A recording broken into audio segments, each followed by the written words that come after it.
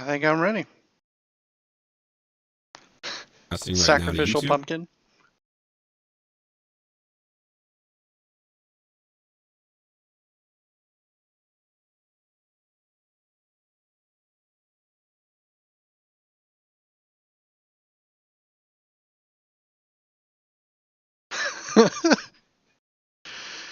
New behind the scenes tragedy.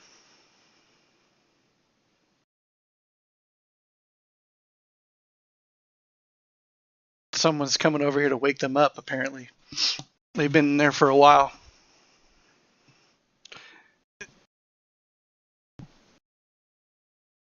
Yeah, wow. It's been a process, mainly because, not because of the complexity of the format or anything, because that's just fun to deck build, especially with like a limited format, but mostly because I had about 12 sets that I had not put away, that have, come out, and how my collection is, it's like a freaking card store in here. And yeah, it's gotten ridiculous, and I told myself, like, I need to edit all of my decks, but I need to put away these 12 sets first, and I have to alphabetize them and put them in binders. So it takes like 4 hours to do one set. So I have to do 12 times 4, so what, 36 hours worth of organizing to get them put away. And then I got to work on my cards. But yeah, that's,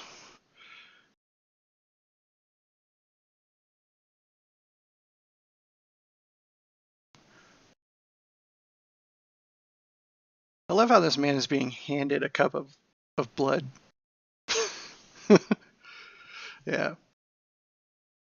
That's, oh, that's not Soren Sword. You see this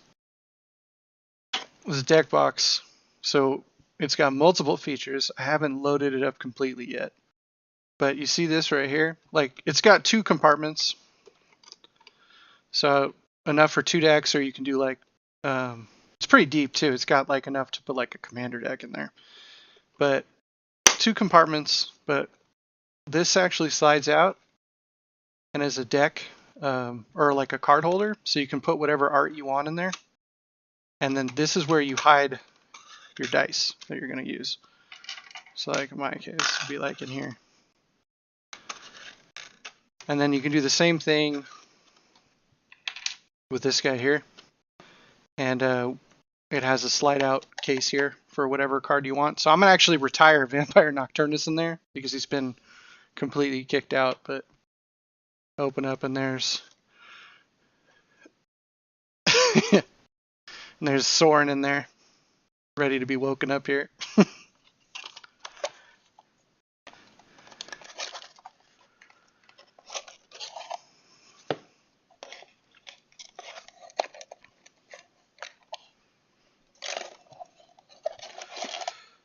Shall.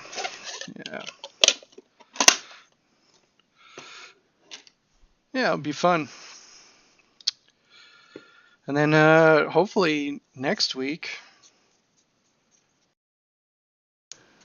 well, we're gonna have we were talking about that today actually when we were texting each other back and forth. But hopefully I'll have the zombies ready, because the playmats is really the only thing I'm waiting on. Everything's already ready to go. Zombies, I want them to lose, because just making them, I felt a little dirty. they're a little bit ridiculous. Like almost all of their tribal support came through Innistrad. Yeah, definitely. Definitely. One of the most broken cards.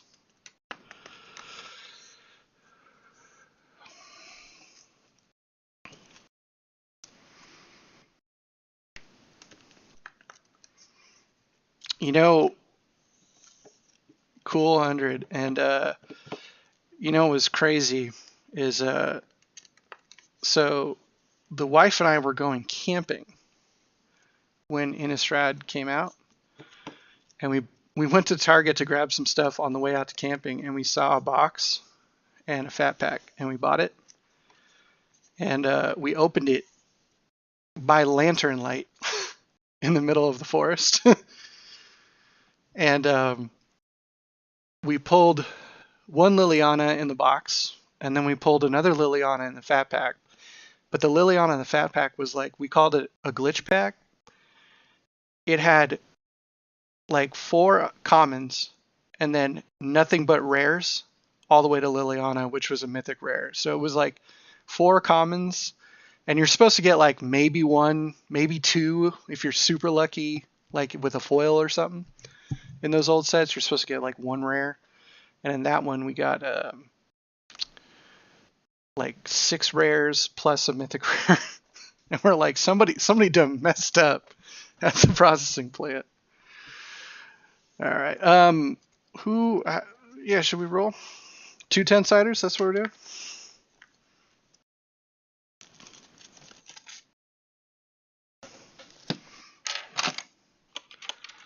Let me see if I can find.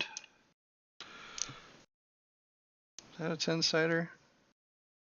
It's an 8. Let's see if I can find a second 10-sider.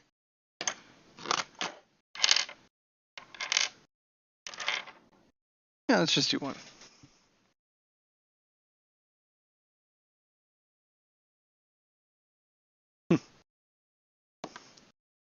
Nine.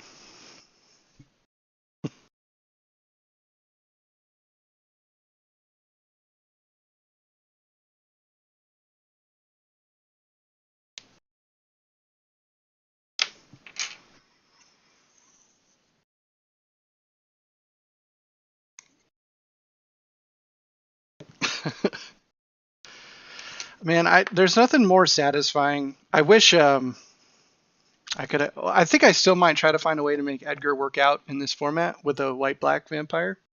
So right now, just so everyone who's watching knows, I'm using red-black vampires. I did not do any madness. I did not do any blood tokens strategy for this one. I just went raw power, red-black. But I'm thinking about making a white-black control version with Edgar as a centerpiece with Soren. Lord of Innistrad. It does. Let me center that bad boy more. All right. It's 7.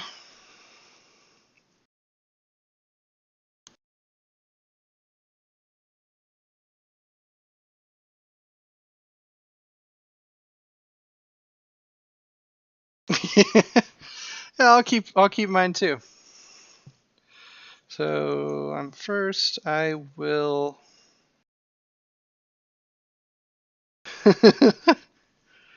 I will drop this Haunted Ridge tapped. And I will pass the turn.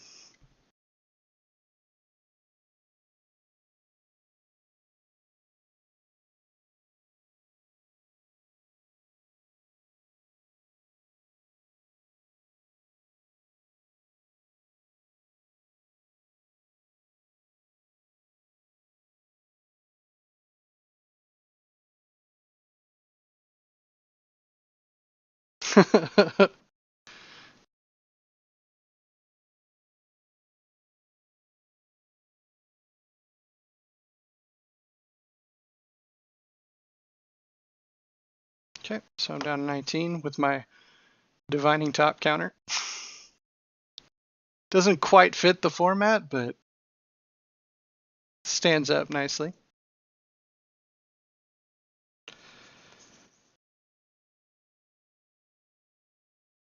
Let's see, I will draw.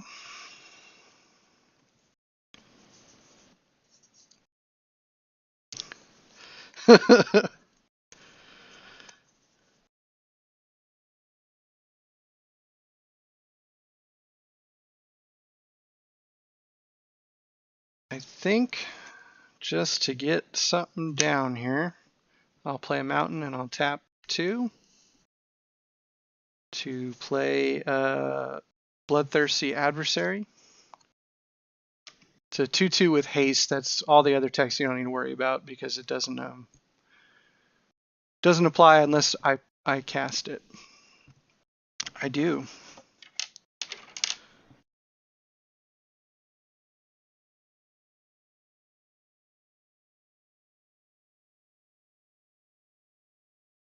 So it has haste, but I think I'm going to leave it up for blocking.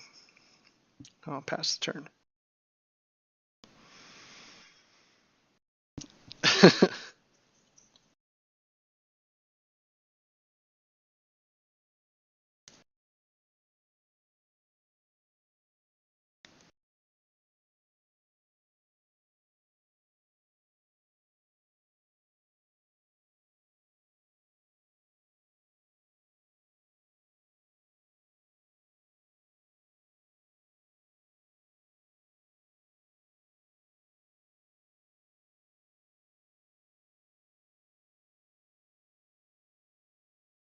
Yes. It's just a 2/2 haste. But so just basically a 2/2. Yep. Nothing else. And its other ability is when you play it, you can came from the Adversary series and Crimson Vow and Midnight Hunt. So when you play it, you can pay 3 mana and do extra things. But since I'm just using it as a 2/2.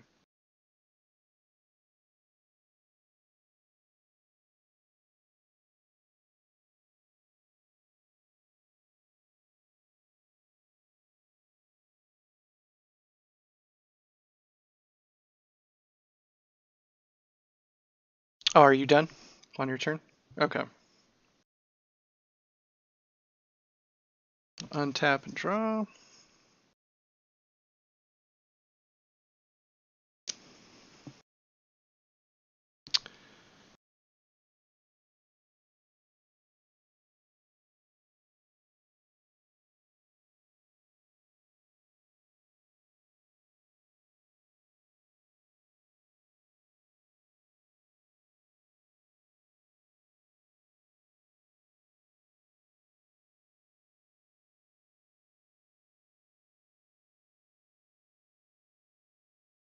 Okay, I will play a mountain then. And let's see.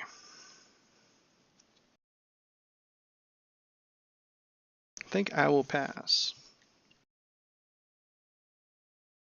I got 3 mana open, 2/2, nothing different. No.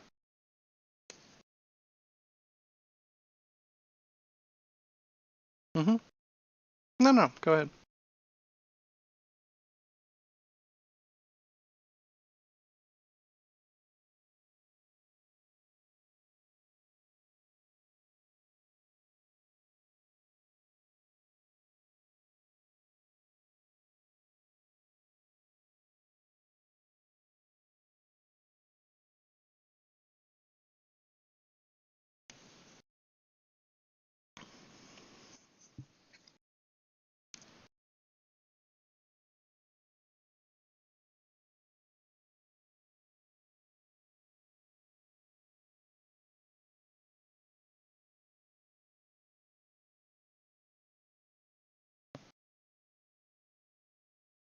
Oh, it's all good. Said it's a lot to double check, you know?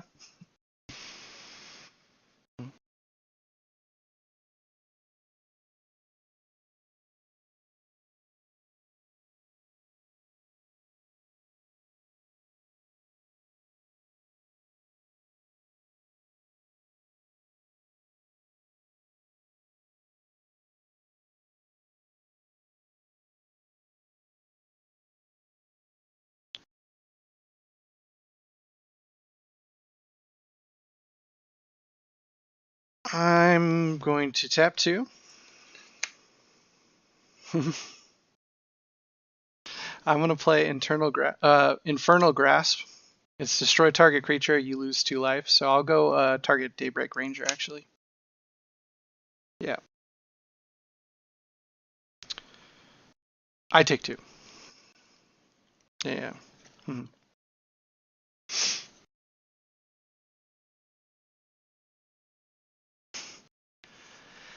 I've seen what happened when there's certain people I have PTSD for. He's one of them, and when you were going against Somberwald Sage, that was one of them.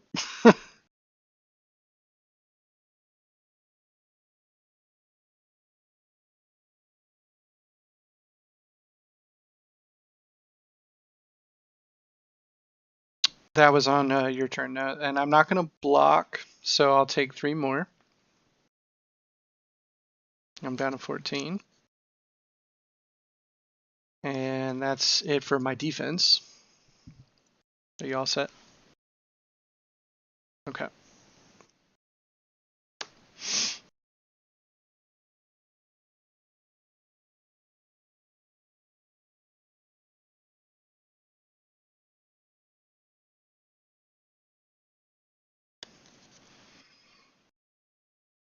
Play a Voldaren Estate.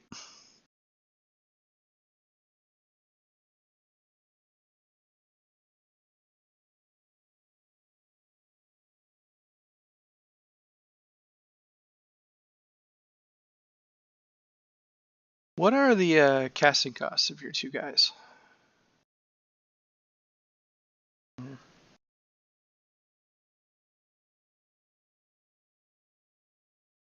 Okay. I will tap 3. I'm going to play a Dominating Vampire. When Dominating Vampire comes into play, it's a 3/3. It gains control of target creature with casting costs equal to the number of vampires I have. So I'll grab your Lord. And then you get him back at the end of turn. He gains haste, and I will smack you with him and Bloodthirsty Adversary for 5, and you'll get him back next turn.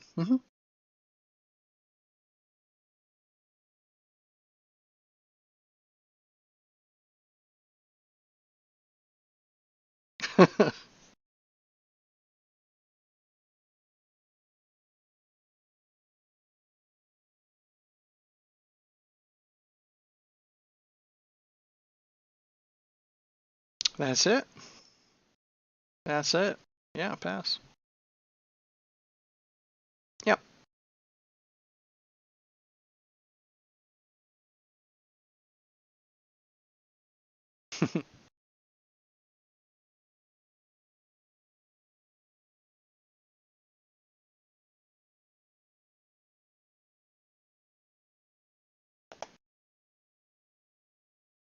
I have a 3/3.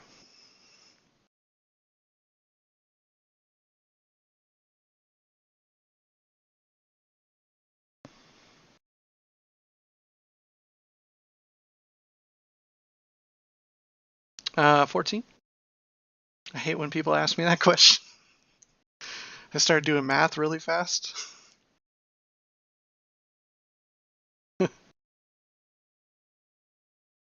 Okay. I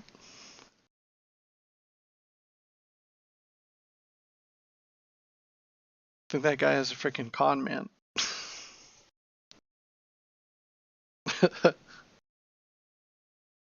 He is. He very much is.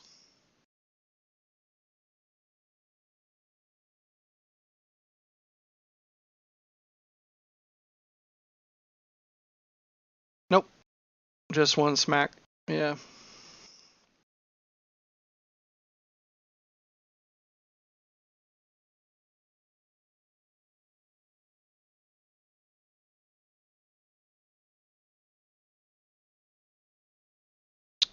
The 3/3. And it's Menace. Is that right? Okay, so he gets through.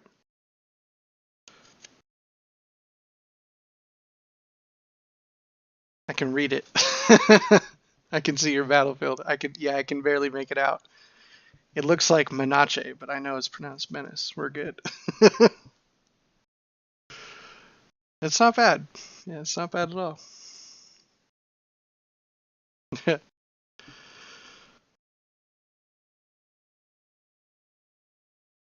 And are you all done? Okay. Let's untap. See what we draw here. Not terrible. Another mountain. So I got 3 now. I think I will actually pass. Yeah.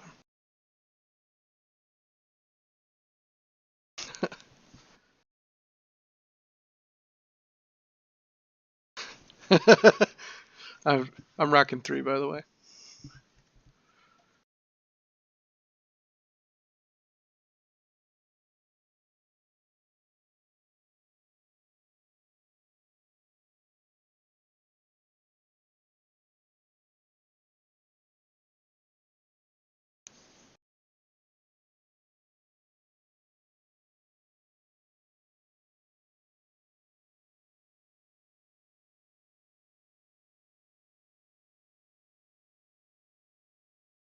Okay. That goes through.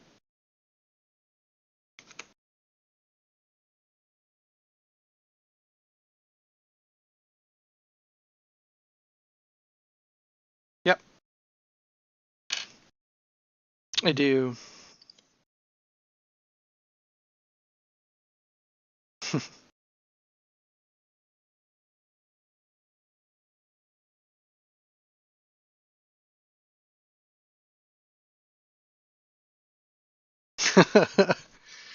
I mean, I think after you play this deck one time, you'll see the only 2 tricks it has. It's not very subtle, but it does. I mean, it does have ways of doing things.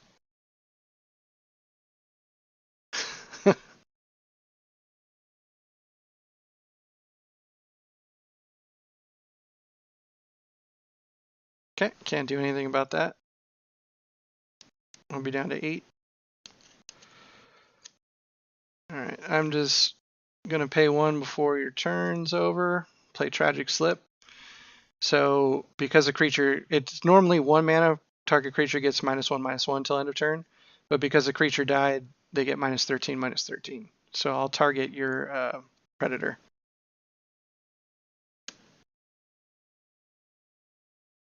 The assassin. And he gets -13. he he fell right on in to that grave right there.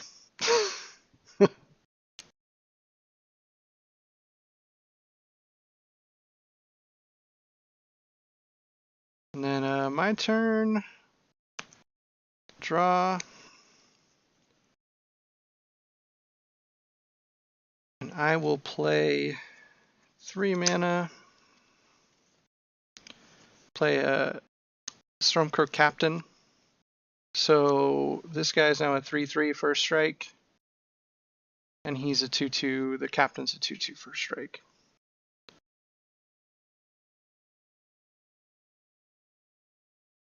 And I have 2 mana open, and we'll pass.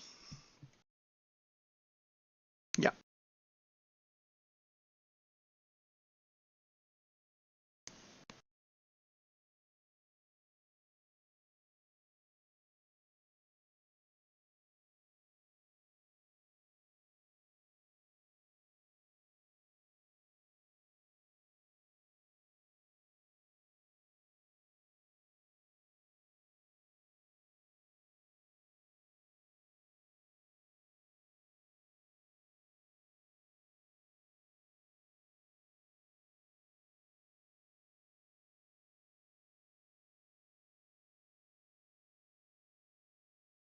Okay.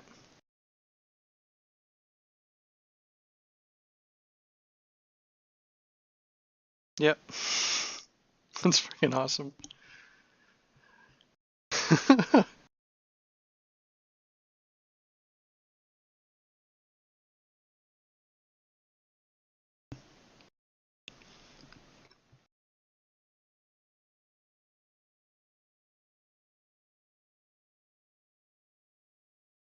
Hmm.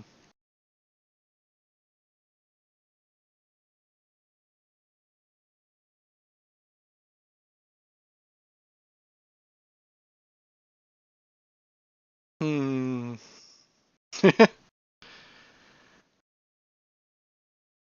Yeah.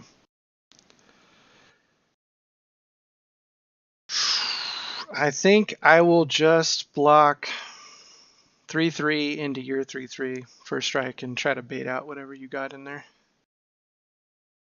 Yeah, your lord. So he will die if so the 3 damage will get through, so that's 5. I'm down to 5. And then whatever, I'm assuming you have a combat trick here.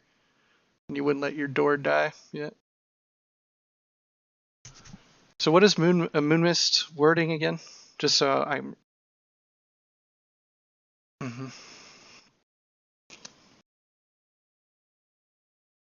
Okay.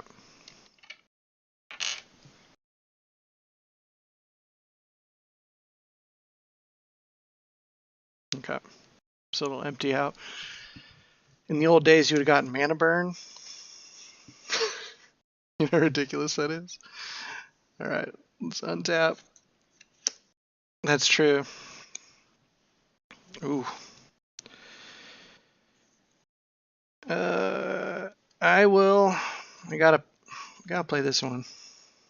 Tap 4, and I will play Olivia Voldaren. Ultra foiled, so you can't even see her anymore. But that's what she looks like. That's a special promo secret lair foil that came out recently. Different archer. It is. So Olivia is a 4/4 first strike flying with a bunch of abilities. None of which I cannot activate any of her abilities, but her basic gist is for 2 mana she does 1 damage to a creature, and they then become a vampire. And then they get a +1/+1 counter. And for 5 mana, she gains control of target vampire. So she basically turns you into vampires and then takes them.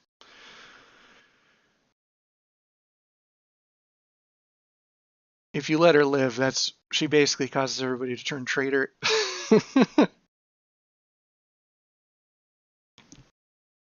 That's what keeps me up at night. It's the hybrid.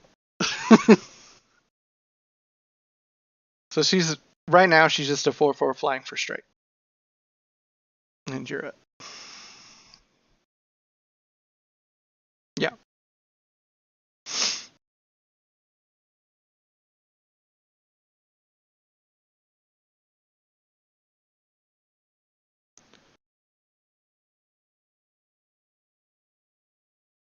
Got me on the ropes for sure though. Damn, Menace Worf. That's true. Yeah.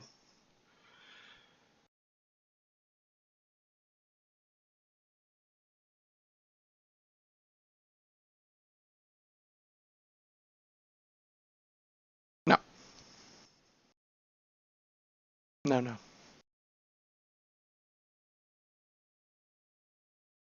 Mm-hmm.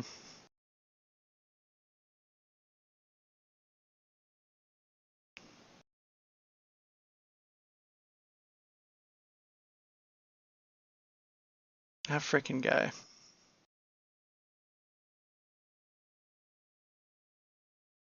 Yeah, he is.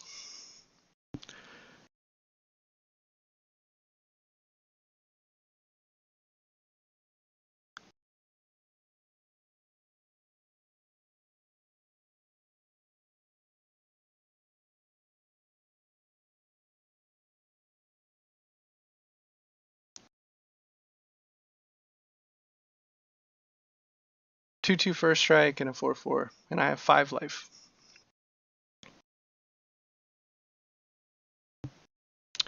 Yes, she is.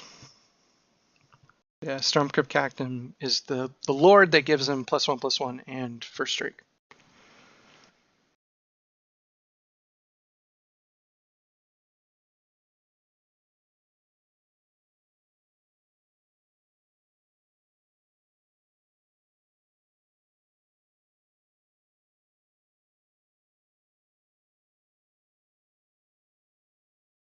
All right. Untap.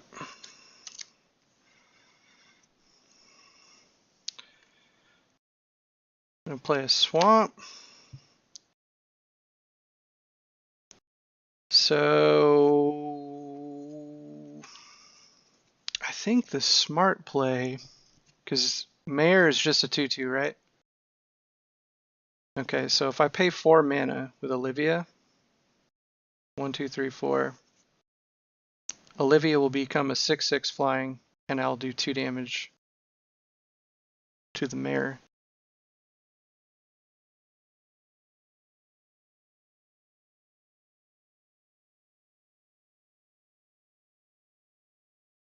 And then I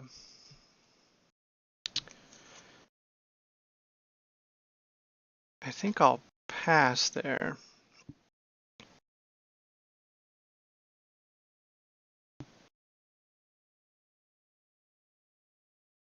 Uh-oh.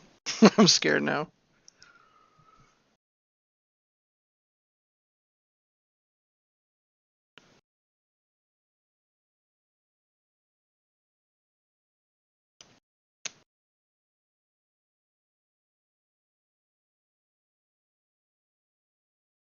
It's so cool. I love all those alternate art that they did for that set.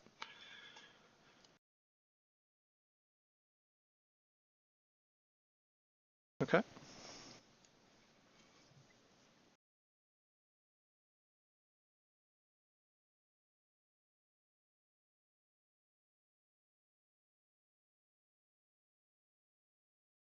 Okay.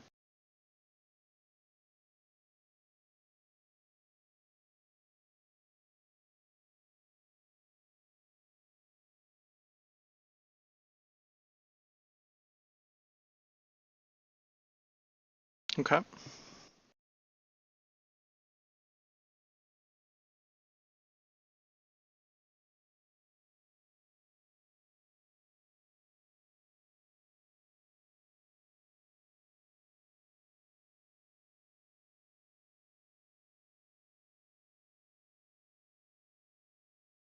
Yep. 6/6 flying for a strike.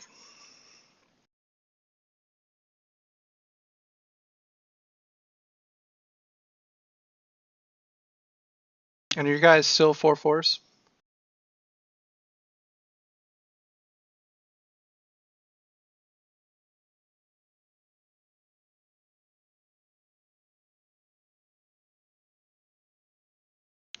Okay.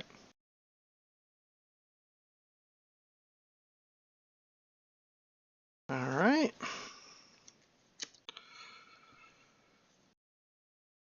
They are. I'll draw. Ooh.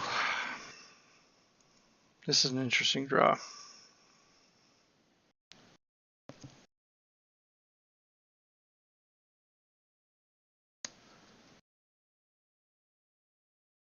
The thing's actually looks really cool from the flame on the top too.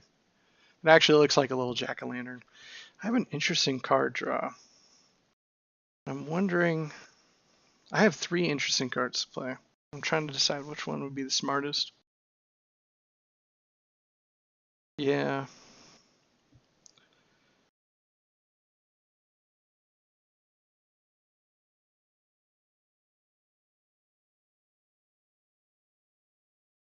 I saw it at the beginning.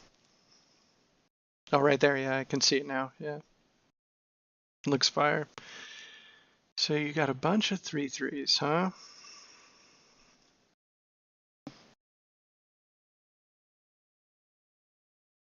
Mm-hmm.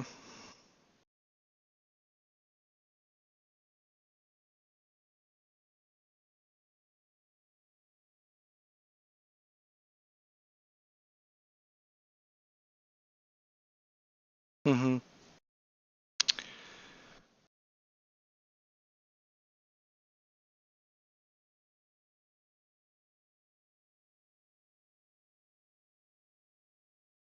So I think what I'll do is, because we don't have enough Olivias out here, the bride herself will come down. She is, with the +1/+1, she is a 4. 5, flying, haste, first strike. And whenever she attacks, I return target creature card from my graveyard to play. Also tapped and attacking. Oh, so we're playing.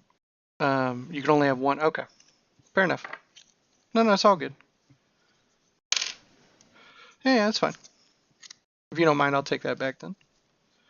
Sure.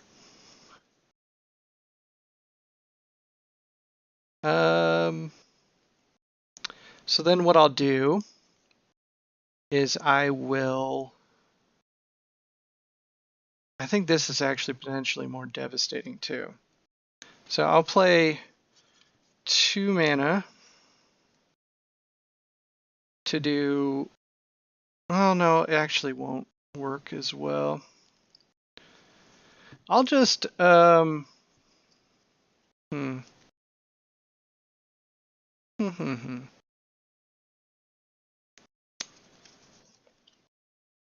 It's a good question what I should do here. I think I can I'll just pay 6 and I'll just straight eat your lord for 3 damage. And Olivia will be a 9/9. Yeah.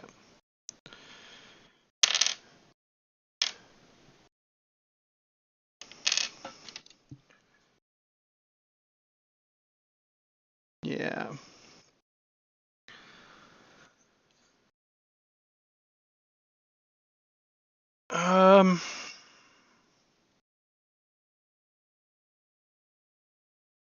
I would, yeah. So you guys are now 2/2s, right? Because the Lord's gone.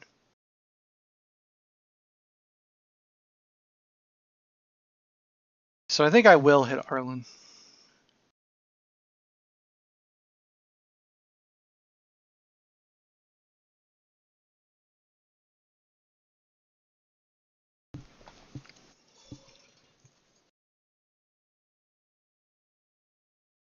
Yeah.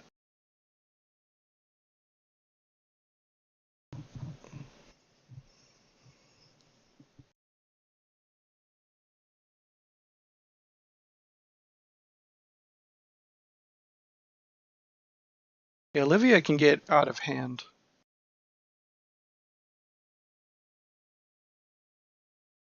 Yeah.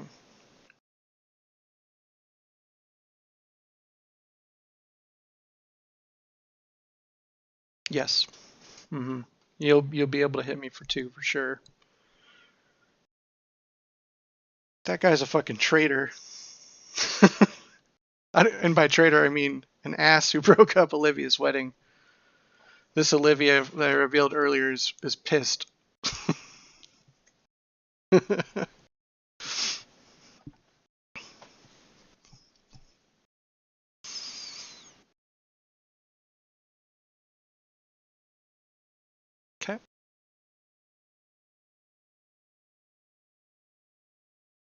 All right. Down to 3. And he's a 5/4, you said?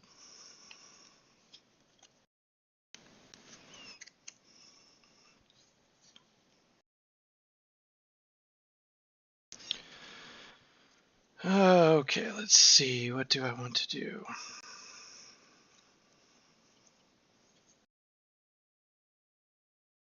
And no, what's his abilities?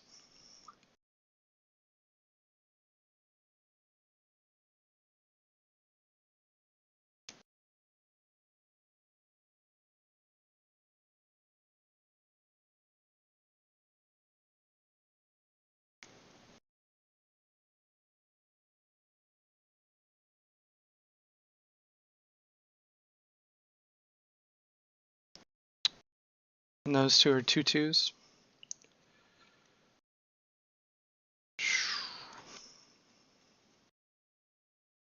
I can do only 3 from Olivia.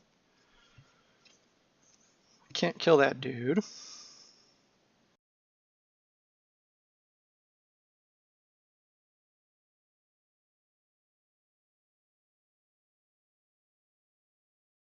I can.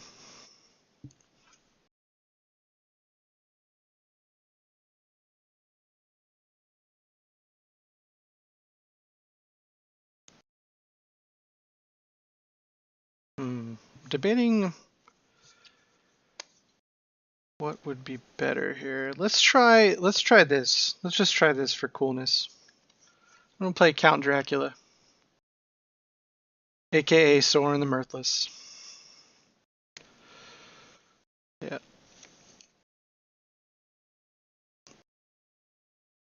And I'm gonna -2 him to create a body. He creates a 2/3 lifelink flying vampire, who's actually a 3/4 first strike lifelink flying vampire. And then this guy is now down to 2. So I got some bodies. And from there I will pass.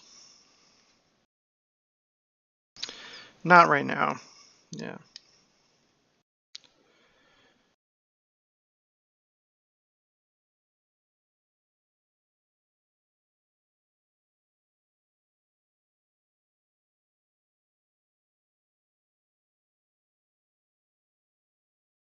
Yeah, I can't let that dude, if he lives, he just runs amok. He really does. He's a removal on a stick in a format that doesn't have very many removals.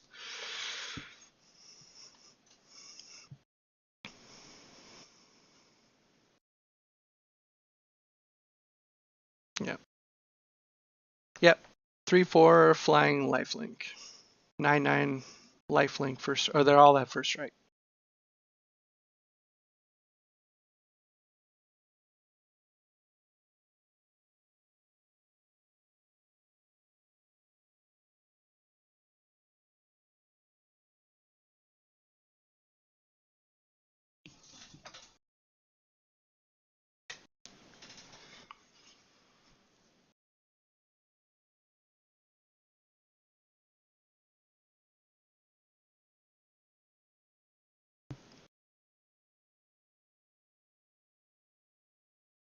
Yeah, I think actually next turn you're dead if you can't stop with either of the flyers.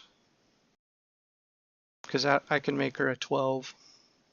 Actually, 14. Or sorry, 13. Yeah. Okay. So what is he at now? Okay. Before your turn, I'm just going to do 1 damage to one of your creatures. Doesn't matter. I'll just tick Olivia up 1. So I had 2 mana open.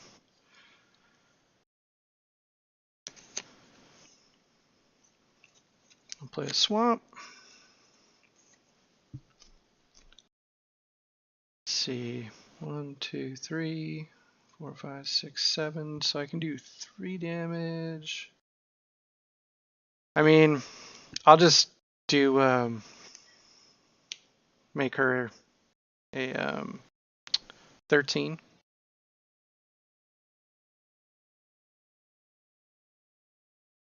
And I will kill one of your 2/2s. Yeah.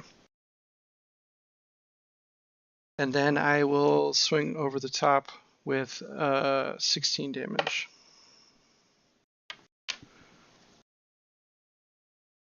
GG's. It was a good fight. Good fight. Thought provoking. I was 1 mana away when I played the count from being able to wipe your board. I was real close. I was like, it was driving me nuts because I was trying to figure out a way to do it. I was like, it's just not possible. I can't do it. But those are, other than the vampires, which are largely the same, these are really the only 2 combat tricks, the Tragic Slip and the removal, the Infernal Grasp. Those are the only things you have to really watch out for surprises for my deck. But it's not, I mean, it's not like really a combat trick. It's just removal. It's not really avoidable.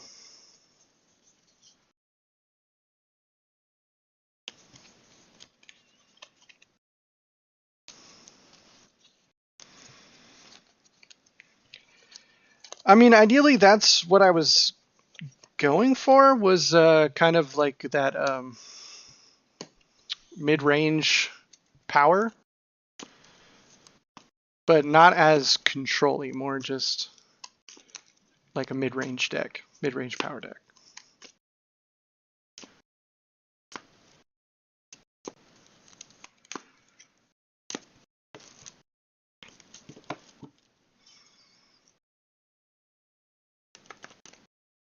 Mulligans are a damn shame.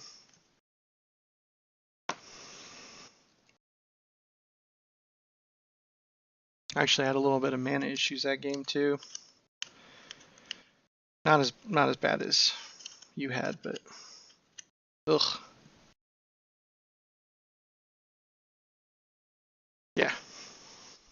Well, unless the 2 cards you had are like 1 and 2 mana cards or something, so you get a fast start. Yeah, that ain't gonna happen.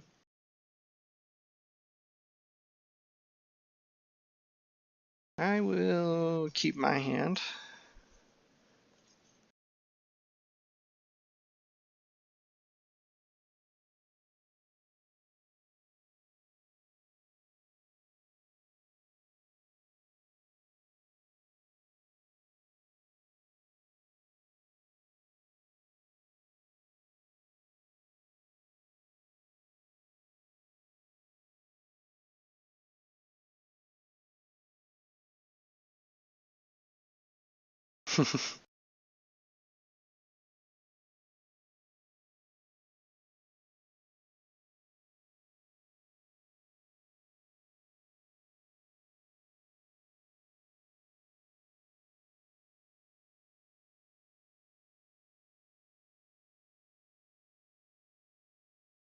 Okay.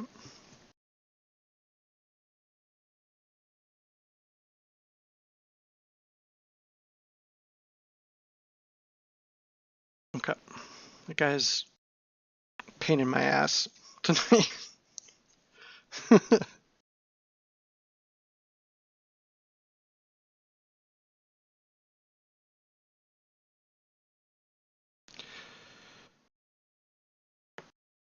He really is. I'm surprised I didn't get Goblin Grenaded already.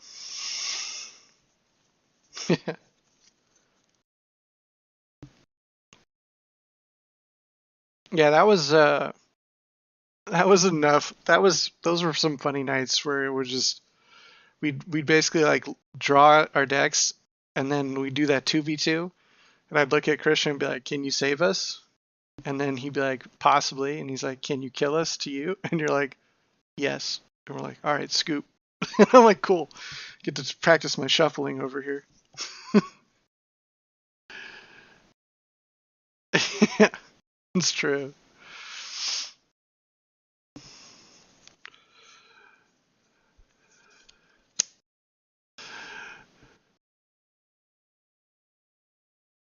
It is.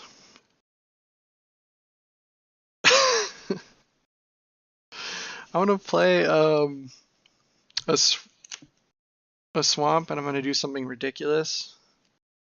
I'm going to pay 1 mana, and that guy's going to have a little accident over there and slip into the grave. He gets -1/-1.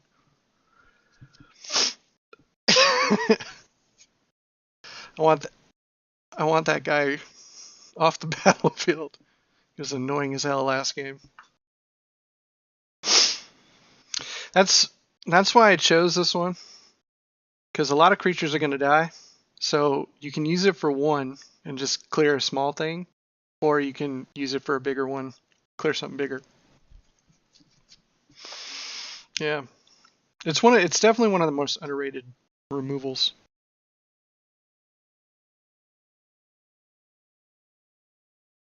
Okay.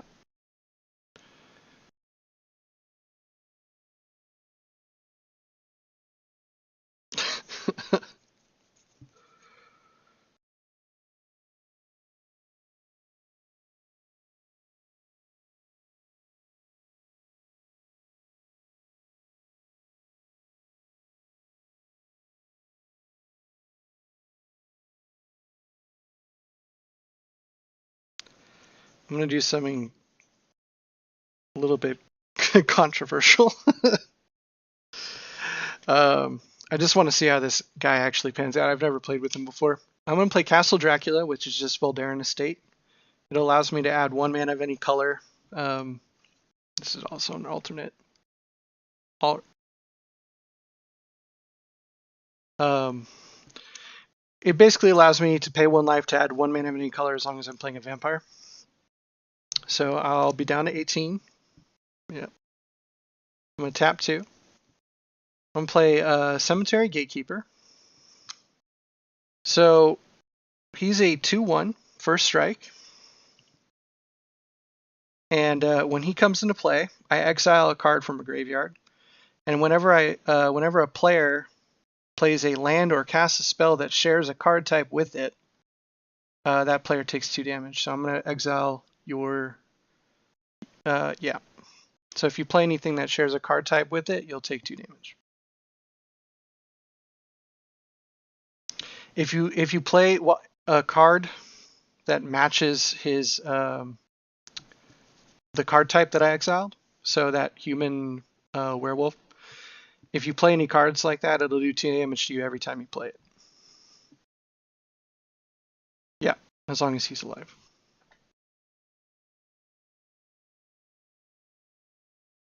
No. And the messed up thing with him, by the way, so he's a god in Commander, but because he got like 4 players. And the messed up thing is you can do it when someone plays a land. So you can, if they use a fetch land or something like that, you can exile that land, and every time they play a land, they take 2 damage. It's harsh.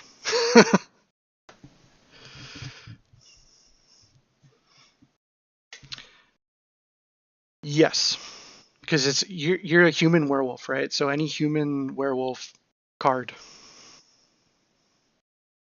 pretty much. He's brutal and tribal, and he's brutal against really a lot of things. He's a nice little. He's for 2 mana. He gets a lot of value. And he's just a 2/1 first strike. Other than that. Okay.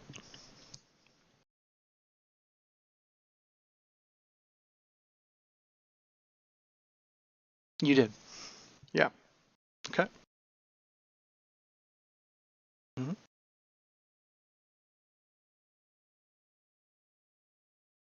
Okay. Makes sense. Yeah, you can't take 2 damage every time you play a card. Okay.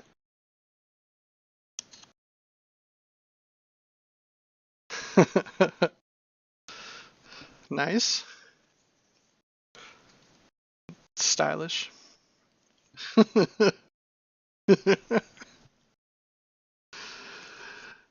Got it. Yeah. It's totally worth it. Good sequencing. I like it. It was almost completely necessary. Play Hunted Ridge. It does enter untapped because I have 2 other lands. And I will pass the turn with 3 open.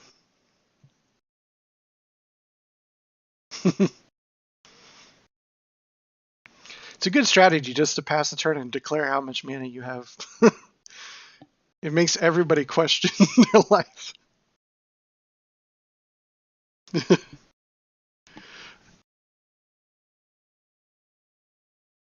Okay.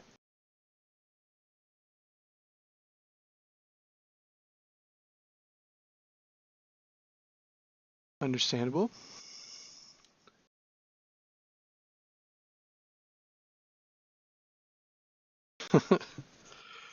Yeah.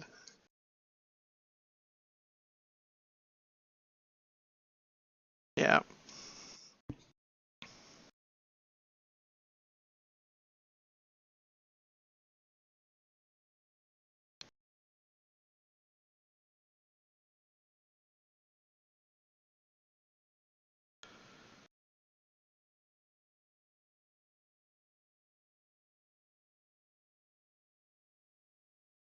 every turn he's gonna kill one of my guys. So if I'll basically just be defenseless. Like if at this point, any creature I play will be eaten. Yeah.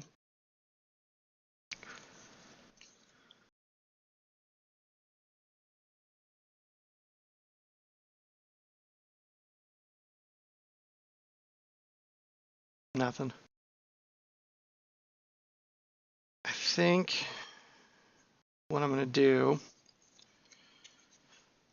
tap 2, and I'll use Infernal Grasp, lose 2 life, and kill your 3/3. Not the Ranger. Not the Ranger. Yeah.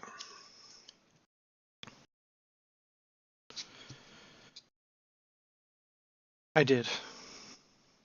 And 2 from that spell, so I'm at 13. I like to injure myself. It's Black's traditions.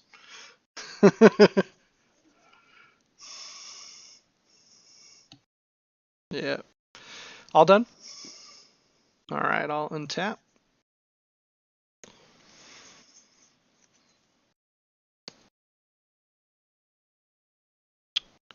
And let's see. I wonder. I think I just have to pass for now.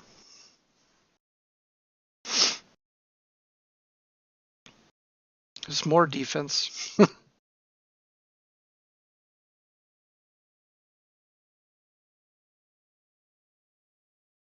You got to see what comes out, you know? Another wolf. Okay.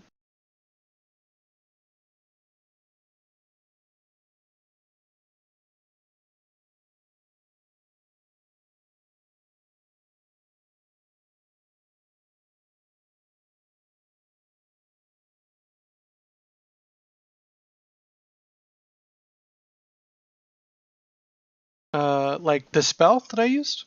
It's just to destroy target creature. I lose 2 life for 2 mana. No, it's just it's a minus target creature gets -1/-1, and if a creature died that turn, it has morbid, so it gets -13/-13. So yeah, it's not really, like I said, it's not really avoidable. It's straight removal.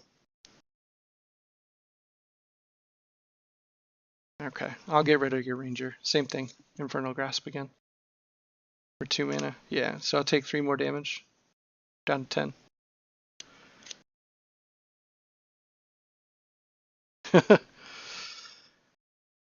That guy is way too dangerous to let live. All right, y'all done? Okay, I'll draw. Let's play a swamp, and I will no longer be defensive. I'll play a Bloodline Keeper, 3/3 flying. He makes a 2/2 basically every time I tap him. And then if I have, he's a 3/3 flying, and if I tap him, I'll hold him up too so you can see that sweet artwork. He's a 2/2, or sorry, 3/3 flying. When you tap him, he puts a vampire onto the battlefield with flying. And if I have 5 vampires, I can pay 1 mana and transform him, and he becomes a 5/5 flying, gives all vampires +2/+2. It's basically a finisher, a sweeper. If you let him transform, all my vampires will get pumped and swing. Yeah. Yeah.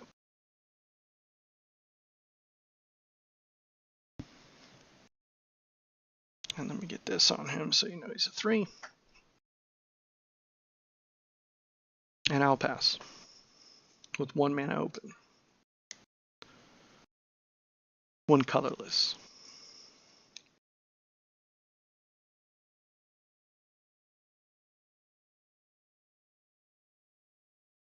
I'll let that go. I don't know what's going on there, but that wolf is freaking shenanigans, and I know it, with his Undying.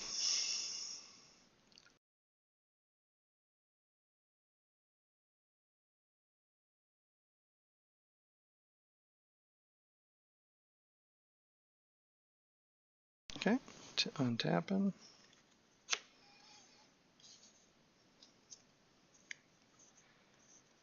And we'll tap 1, 2,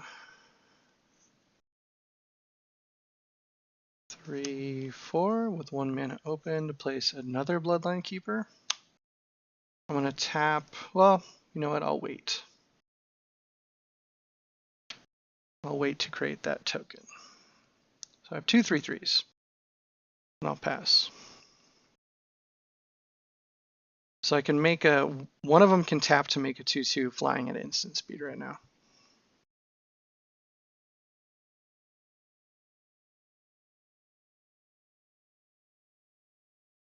I will tap to make a 2/2 flying. That's a sweet custom token. I'll block one of the 1/1s with the token. I'll take 1.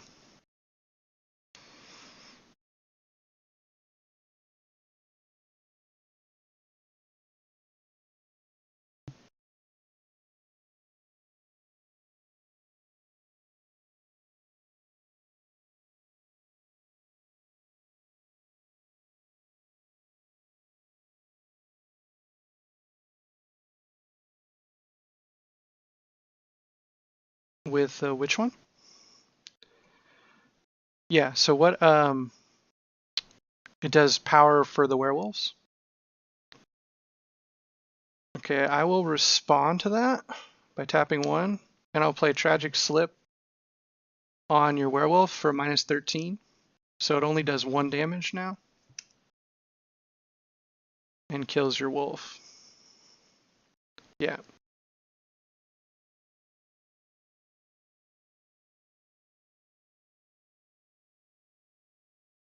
Okay.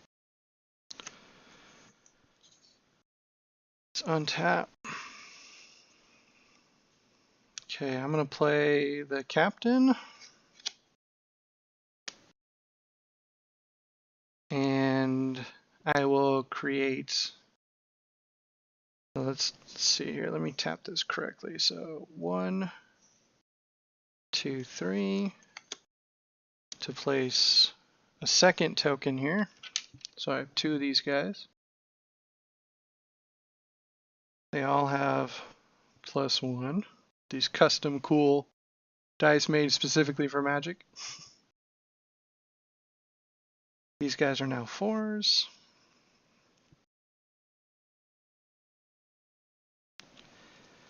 I will tap 1 to create that second token, right? So now I have 1, 2, 3, 4, 5 vampires.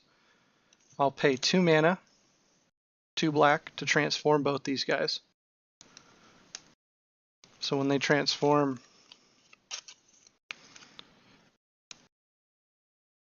they're, yeah, I know. I do. I actually have enough of them. I should just do it. I have a million of these guys. So just so everyone can see, Lord of Lineage is his backside. He's a 5/5. Other vampires get +2/2, and I have 2 of them now. So all my vampires are +4/4, or +5/5 with the Storm Captain. So these guys are 10s. I have 2 10s. I don't know if you're dead yet. You're pretty close. Well, one of them's tapped because I created a vampire just to put him in. This will be a 10 too. So I will attack with one of the 10s and one of the tokens. That's a, let's see, it's a 3/3 +4/4. It's a 7/7. So you're down to 3.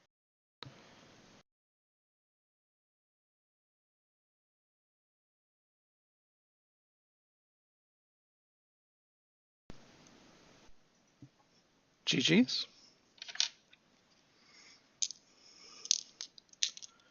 Ugh. Well, did you end up with how many cards in your starting hand? Oh, okay, that's probably what it was. Mulligans will do that to you. It puts you just a fraction behind, but it's also like just enough to kind of delay, because you're in like you're an aggro pressure, you know, like a mid-range aggro pressure. Yeah. You definitely don't want the game going too long, but like having the stumbledy start can really throw you off, you know. It's with all three of us though. Like if you stumble out the gates, one of us is probably gonna capitalize on it, you know. It's rare. Like I think yesterday, your last game, you both kind of stumbled to start, and then it became like a long-term, really like methodical grind. Whole boards. Yeah, that was, you barely fit everything on camera.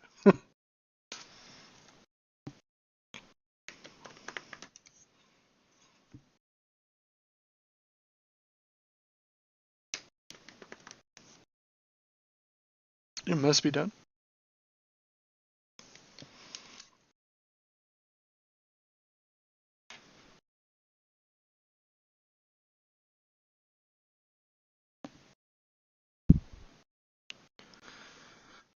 They're just mid-rangey.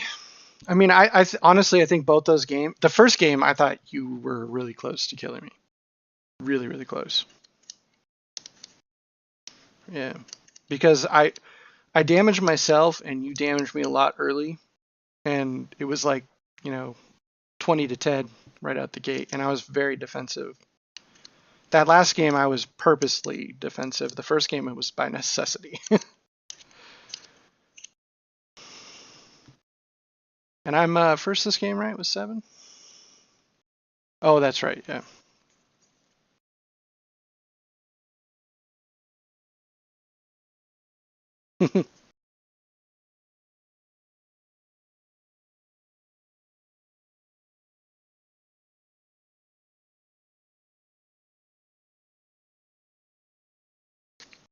Okay. I'll draw.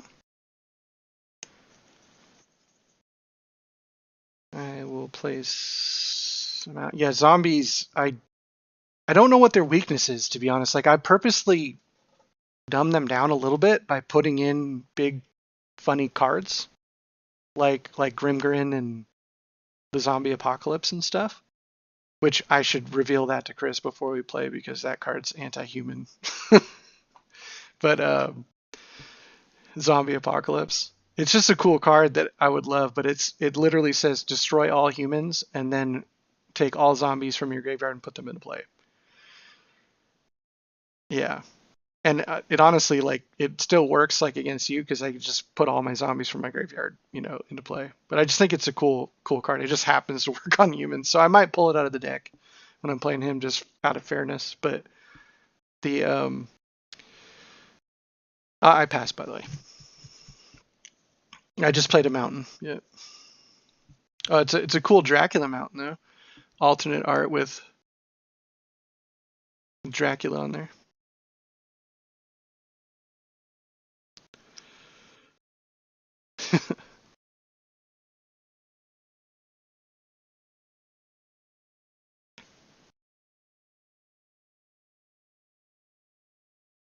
Okay.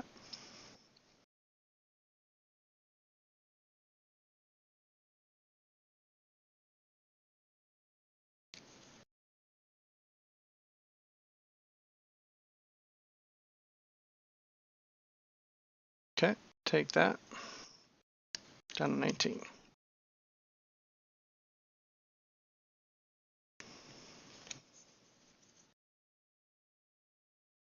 Let's see. I think I'll just play this guy straight up again. Bloodthirsty adversary. He's a 2/2 haste, but he will not be swinging. And I will pass.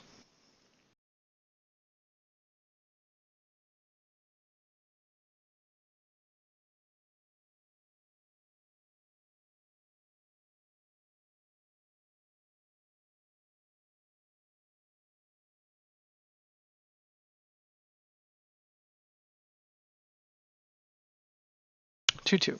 Oh, sorry. Let me put a nice out there. Just a 2/2. No, no ability, no nothing. His ability is he's more of like, you can play him as an early body, but for the haste, you know, swing in. But if you pay 3 mana in addition to his casting costs, he gets that many +1/+1 counters. You can do that any amount of times you want. So the later you play him, the better. And then when he does, I exile sorceries that cost 3 or less or instants, and I get to copy them and cast them for free. So if I had 5 mana, I could play him plus cast something from the graveyard, but sometimes he's just an early body.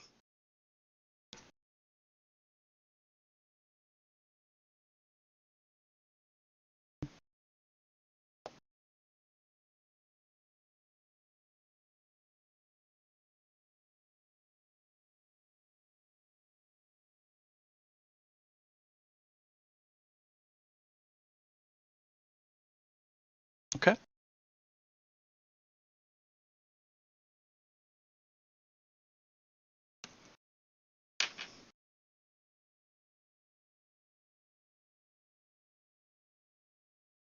Oh, you're going to get your gems out here? Damn it.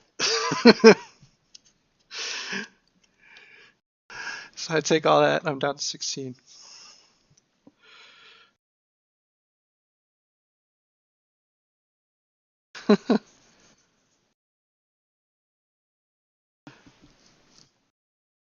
And what is he? He's a 2/2? Yeah.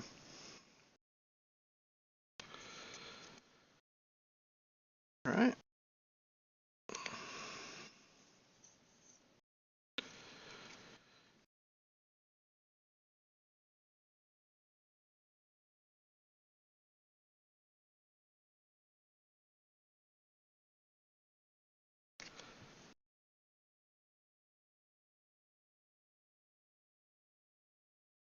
Yeah.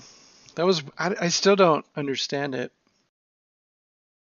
Let me see. What would be the best way to do this? I think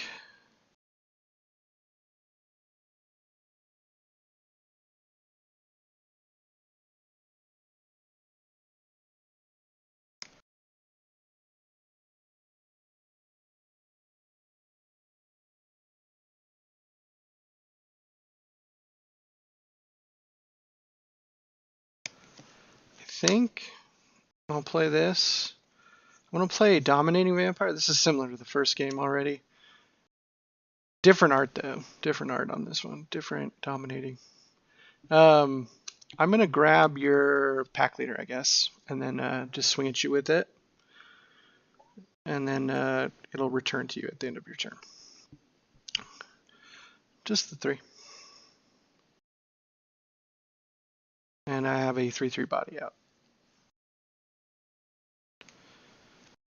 Mm-hmm.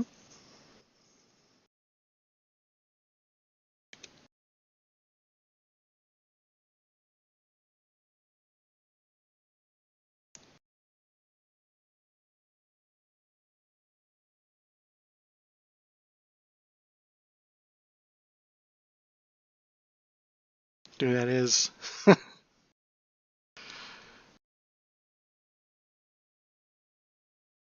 Definitely looks like it's an overlay, but it's 1000% real.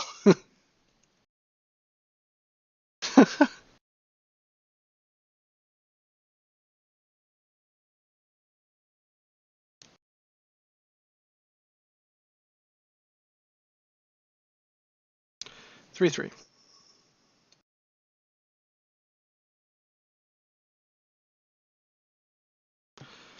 That's true. You definitely miss drops, but you have those gems. I am, yeah. Just a 3/3.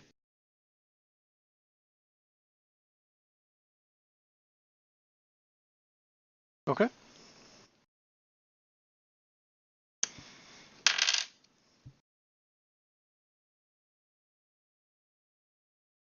Okay, that's good. Down to 11.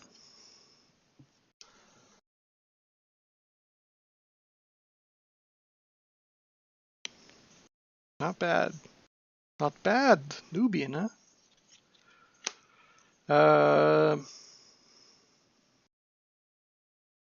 Let's see here. See if you got any more goods in there.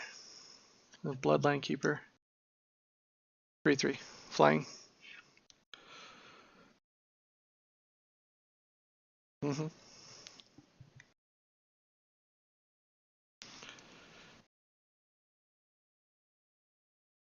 Well, you got to keep the board clear.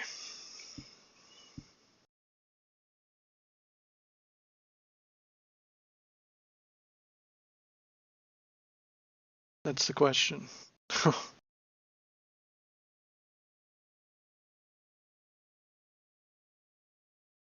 It's a technical term for vampire. No mana untapped. No tricks. And I'm at 11.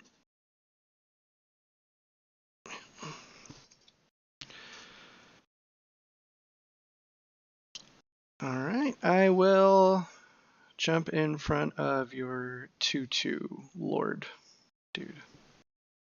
Yeah. Okay. Do not.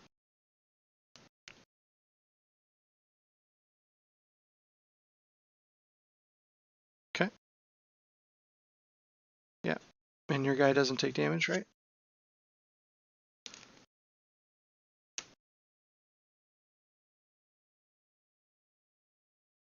Okay. Down to 6.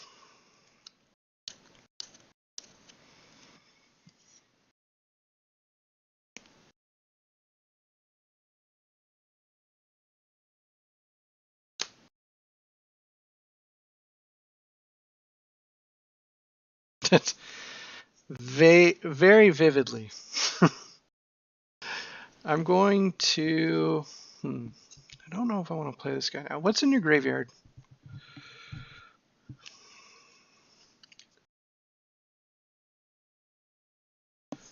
No.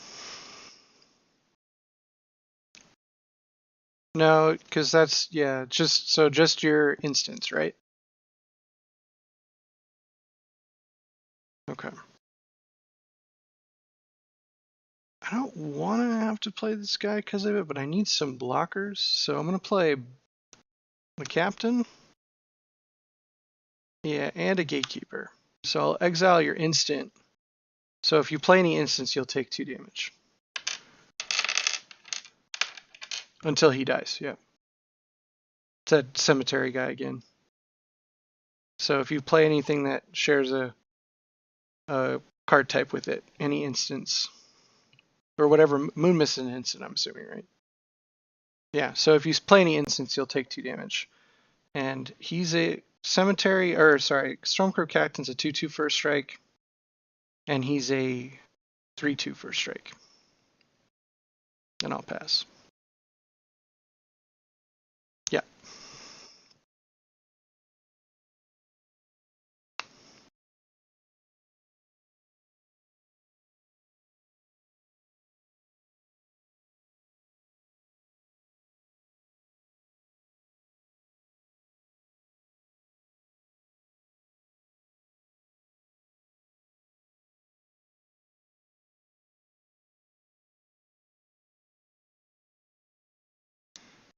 Two two and a 3/2 first strike. Yep.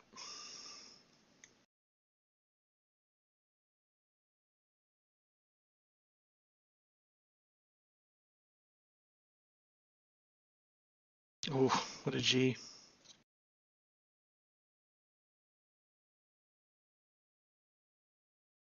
Oh, he lives. Just right now. I'm tapped out. Okay. That guy's such a cool story behind him. Reading all the original lore and stuff was so cool when he first appeared. Started slapping around Arlen.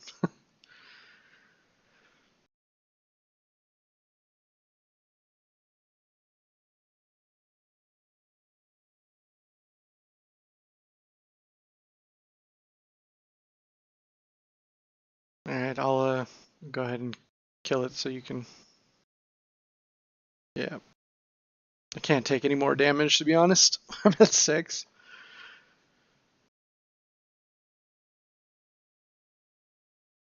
Alright, untap.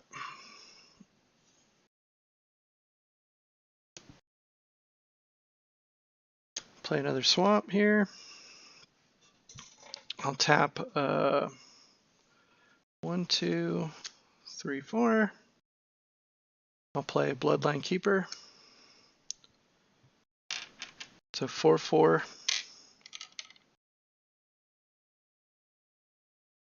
Flying for a strike. And I will pass.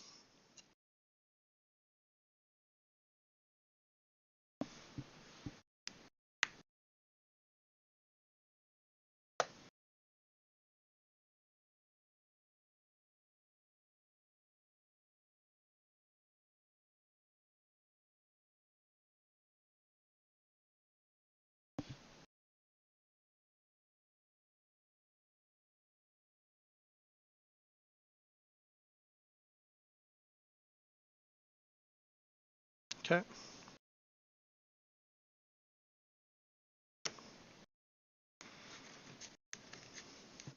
Untap.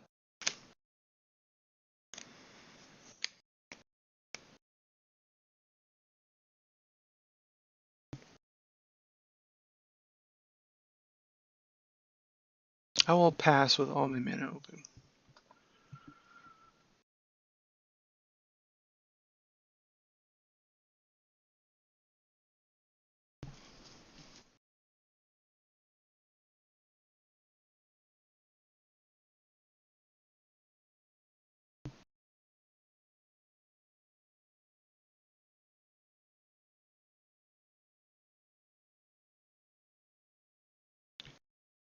Okay, so that would do 4, right?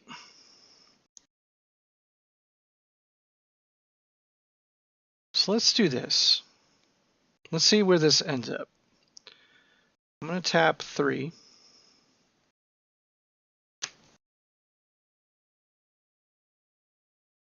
And I will also tap him in response to put a 2/2 in before he dies.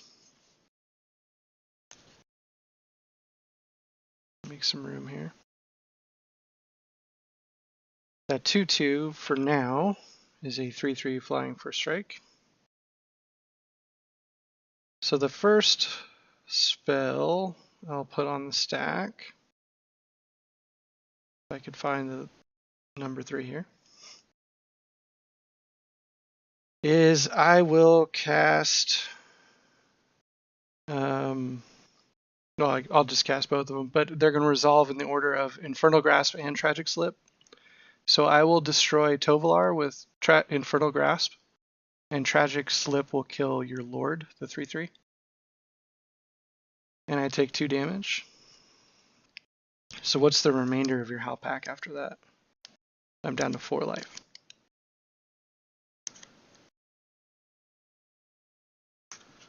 So that's still enough to kill the...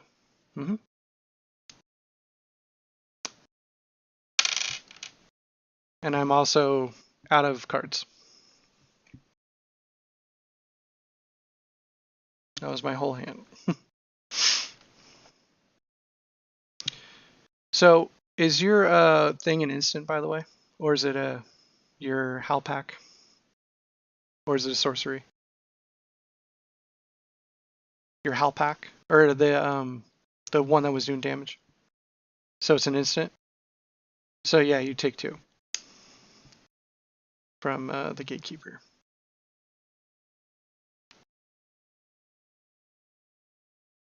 So I have a 3/3 flying first strike, a 3/2 first strike, and a 2/2 first strike. And no cards in hand.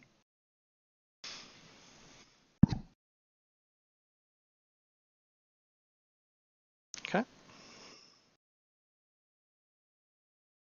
Oof. This was a good draw. I just want to do it. I don't even think it's a smart thing to do. I'm going to play for 5 mana Voldaren Pariah. When if I sacrifice 3 creatures, she transforms. And I'll go ahead and just do that right now. Probably wiser to wait, so I'll sacrifice these 3. And she transforms. There's another one I should just get an extra one. She becomes the Abolisher of Bloodlines. Really demonic vampire Eldrazi. When she transforms, you sacrifice 3 creatures. And it's a 6/5 flying. You basically just clear the board.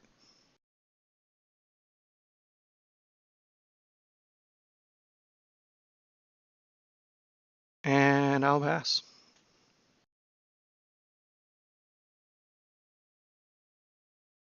I think it's usually better to like wait till your turn. That way, like you transform it right before you go. And then this guy is a 6/5.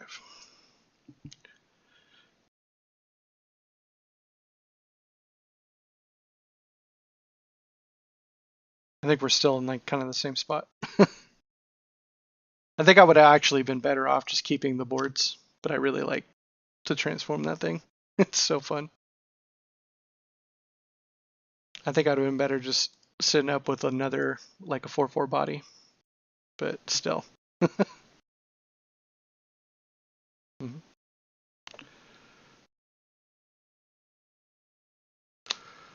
Yeah.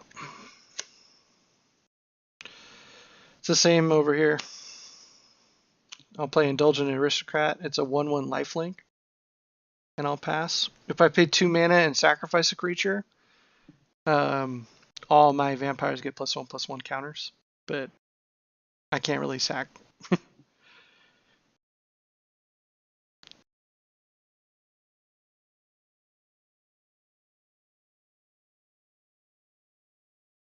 Mm-hmm. I'm drawing top deck right now. I think you're going to win this one, actually. Because I'm only at 4. It just takes one clever little combat swing, you know? And you're at 15. Yeah, because I can't really hit you, because I'll die. Yeah.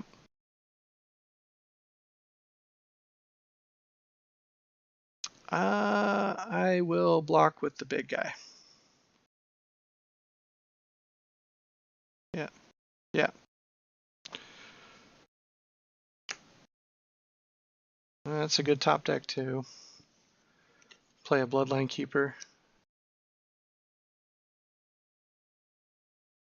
So let me get these guys with their counters here. Go ahead and go. I'm not going to do anything this turn. Although you're just going to eat them.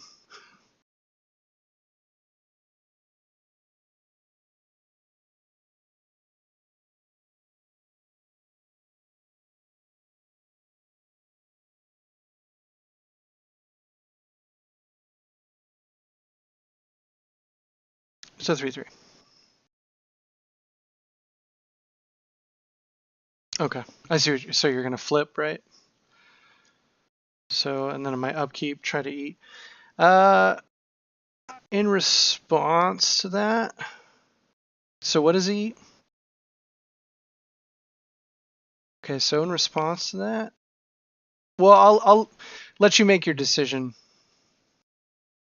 Well, either way, it's gonna. I'll let you make a decision after this, just because you're aware of his combat trick, because you've never seen him before. So I can sacrifice him for 2 mana and get a +1/+1 counter on all my vamps. So these 2 will be gone, but your guy will also be gone because he'll be a 4/4 and they'll fight each other, right? So that would be my response. And then the only thing, I'd have a 7/5 left. and you would have your 2. Or you can, I don't even know if it changes it. Okay, so I'll pay 2, sacrifice him to give this guy +1/+1, so he's a 7/6 now. And I lose both my guys, and your guy's gone. Okay, and then my draw.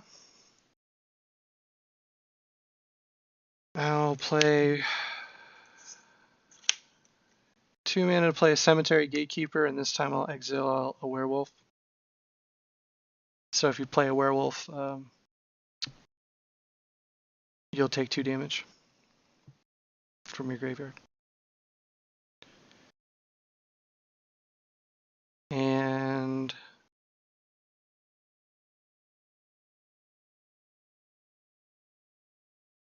it's a werewolf from your graveyard, by the way. That other dude's still alive. Your menace. Yeah. One of your werewolves from your graveyard. Werewolf humans. So now, if you play any werewolves, you take 2 damage, or humans. And I will... I don't want to take a crackback at 4 life. So I will pass.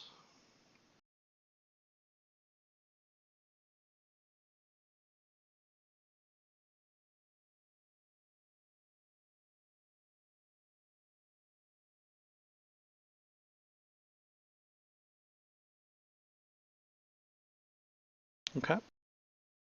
So you take 2.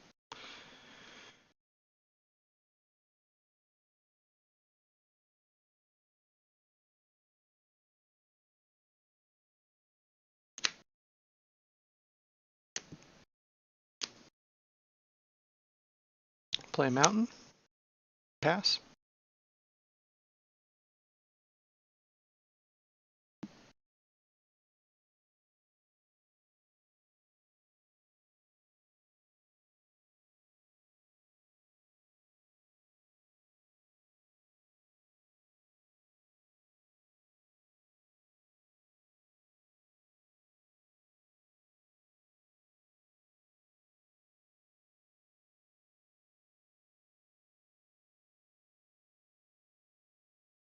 I didn't play any spells, by the way, so does that affect your... I did not play anything.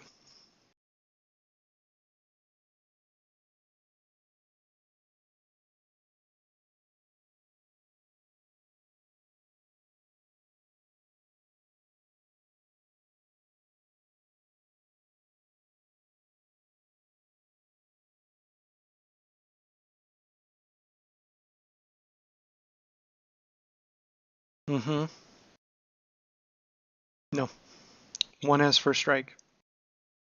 2/1 first strike, so will not matter.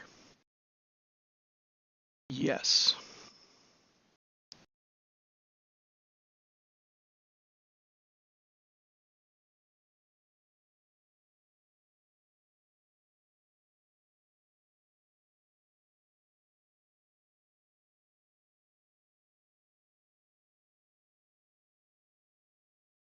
Okay. So you take 2. Oh no, that's a wolf, right? Not a werewolf or a human. Okay, so that guy's fine. So the big guy will block your lord. And yeah. And then I can't block the menace one. And then this guy will die to your wolf.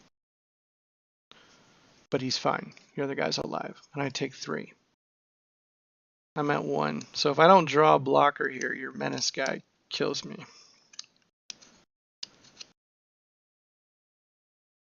I guarantee whatever I'm flipping, I'm playing, so I'll just do it on the screen here for the dramatic effect. Slaughter Specialist. This might actually still give you enough bodies, to be honest. I think you got me. So Slaughter Specialist it's a 3/3, But when it comes into play, you get a human token, a 1/1. You get a 1/1 human. So whenever Slaughter Specialist's big ability is whenever a creature dies, it will get +1/+1. So it gives everybody stuff to do it. I'm dead, so I will just swing over the top to bring some damage to you, bring the life closer, and say GG's, because you're gonna come through and kill me with a human, apparently. GG's. Yeah, yeah. I mean, even if I left these blockers up, let's just like go ahead and roll it through. Yeah, because you got 4 bodies and I got 2 blockers. It's just GG's. I got 1 life.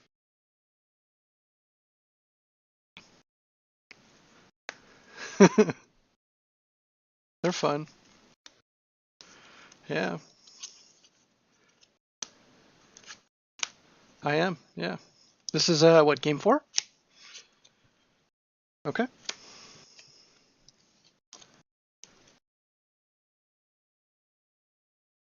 It is, yeah.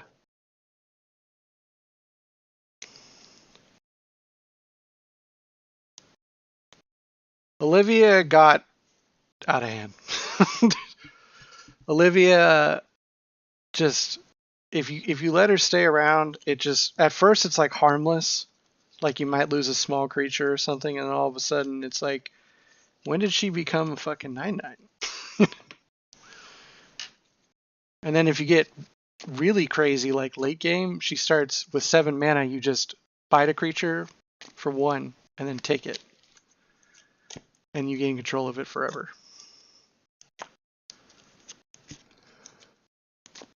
Yeah, it's super cool. It's definitely my favorite plane. Easily. They gotta go back there too. Like, they can't ignore it because Emrakul's sitting over there. Yeah, it's gonna be a little bit. But they are adding that 80s horror one next year. Which I was like, wait, that's Innistrad. And they're like, no, the 80s one. I'm like, okay, wherever you're going with this, I like where your head's at. So let's see where it's coming from.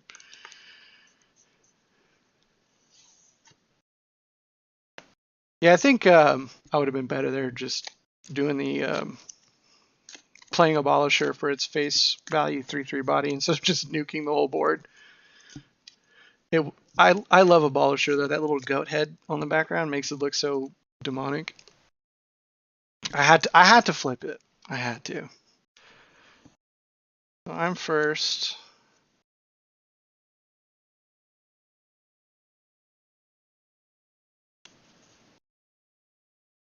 I can't. No. It was a great hand. I needed 1 more mana.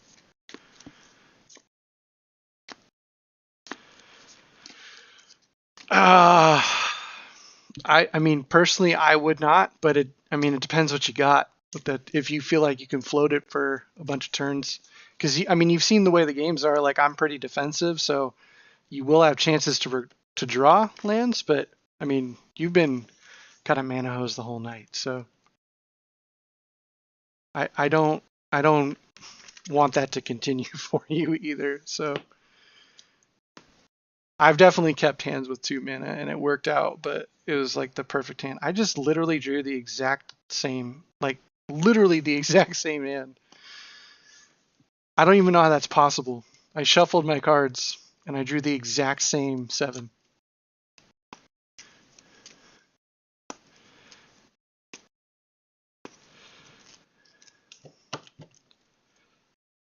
This might be a W for you, by the way. I'm down to 5.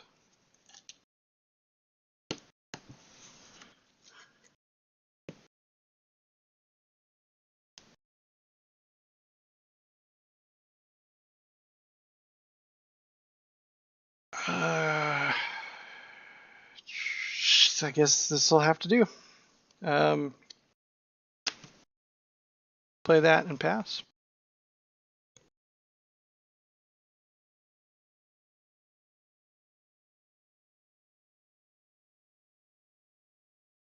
Okay. Oh my god, this is the first game I haven't had a wolf up. My yin yang.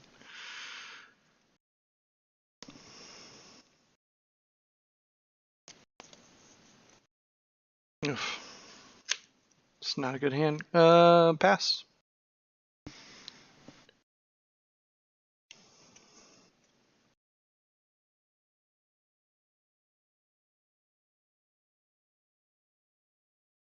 Okay.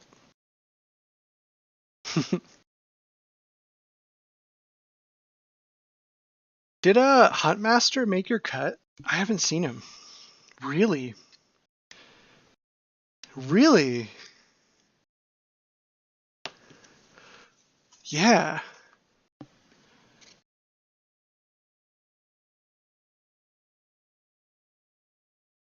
True.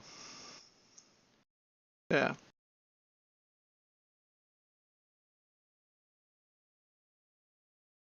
Yeah. I'm just shocking to me. He's always been, you know, the.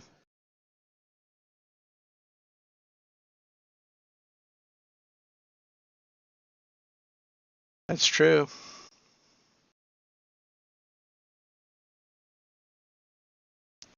Yeah.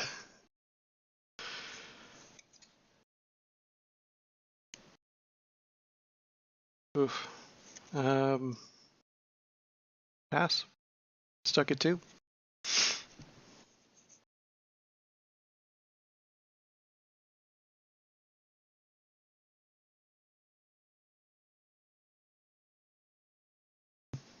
Uh-oh. This is getting out of hand.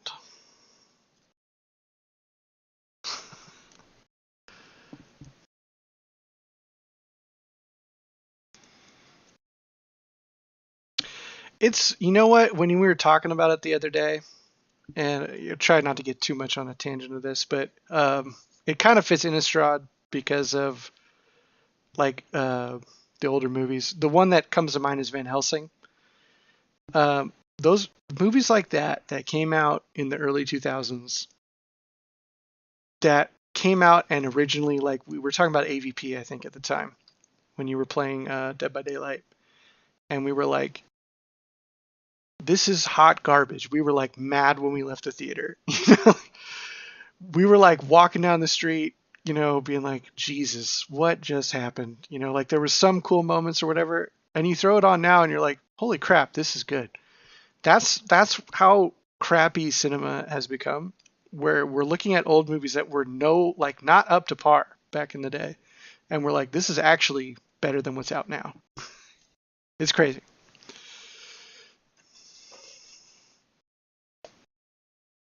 Yeah, I think I remember you. I think I remember you saying it was like a D when you left the theater. And I gave it a C because I was just talking shit about the aliens the whole time. But I acknowledged it was not, you know, the best. Same thing. I mean, Van Helsing was like a DC, you know, like when it came out. We were like, we're all kind of disappointed, you know. But now when you rewatch it, you're like, this is actually pretty solid. Yeah, it's crazy. Okay, I'm down to 18. It's nuts. It's nuts when you think about it. Hmm.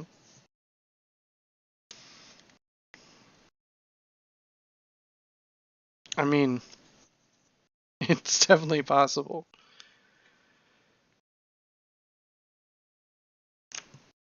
I'm going to, because I'm terrified of that man. I can't kill him, but I will take 1 damage, make a red mana. Sorry, somehow went up in life. It's 17. I'll play Dominating Vampire. I'll grab him, and I'll hit you with him. Whatever his power is. I think he's 2, right? Yeah. Just 2. Put another body out, and then he'll return to you on your turn.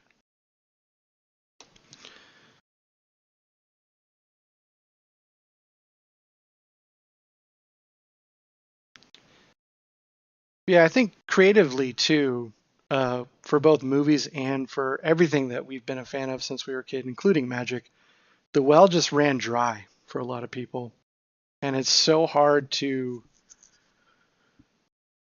like, you look back at the original creativity and you're like, man, we did not appreciate that stuff enough.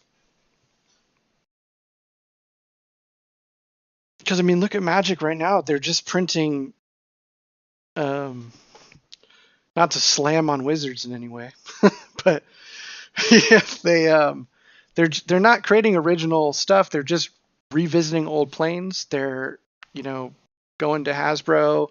Ever since they went to Hasbro, they've got official licenses for literally everything. Like Fallout is coming out with a new set. They just printed Princess Bride. It's all stuff that we thought would have been cool, but it's just so overwhelming that it's not feeling like the Magic plane anymore. It's not feeling like Innistrad. It's feeling like Innistrad mixed with Wesley from Princess Bride. Yeah. Yeah. Yeah, and it's how Magic was originally meant to be played. It was supposed to be a standard block rotation. You were supposed to be in confines of that block and then move on to the new one. And somewhere along the lines, we all wanted to just play with every card, and then it's sped up the formats and became what it became. Yeah, and then they lost their originality and or their ability to create new things. So they're like, look at all the last sets. It was revisiting Phyrexia, revisiting Dominaria, revisiting um, Dungeons and Dragons, bringing them out. So they're just going into the well of stuff that's already been made. Anyway, rant over. You're up. Yeah.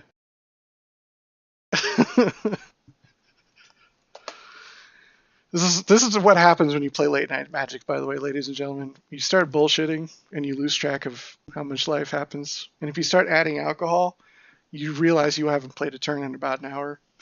You're just talking smack. Okay, cool. Goes through. All right. I'm down to 13. I mean, honestly, they followed it up with Fallout, and it's like, okay, I get it. Like, it's cool to have these cool cards, and it's the same thing. Like, when I first saw the Walking Dead set they made, I was like, this is awesome. Walker zombie tokens, sick. And then people were complaining, and I was like, oh, you guys are just being spoil sports. Just enjoy the cards. But then they immediately followed with another one, and then another one, and then another one. And you're just like, yeah. You're just like, what in the heck, guys? Um, it's a it's a good candle. I'm gonna play Dracula, minus him to 2, and I'll make a 2/3 lifelinker. He's at 2. He's at 2. He starts as a 4, and he minuses 2 to make a 2/3 black vampire with flying lifelink. And his +1, if he survives that long, is what's that guy called? Dark Confidant. I draw a card and then I lose life equal to the converted mana cost. If he gets to 7, he gives you -13. You take 13 damage to any target, and I gain 13 life. That's his ultimate. It's kind of a swing. And I will pass.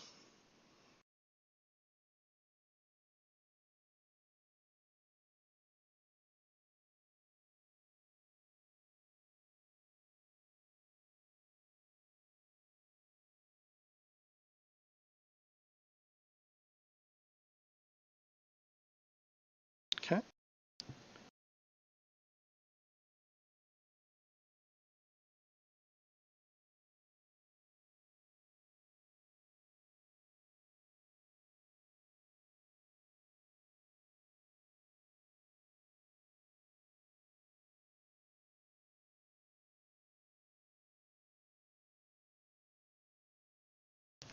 Okay.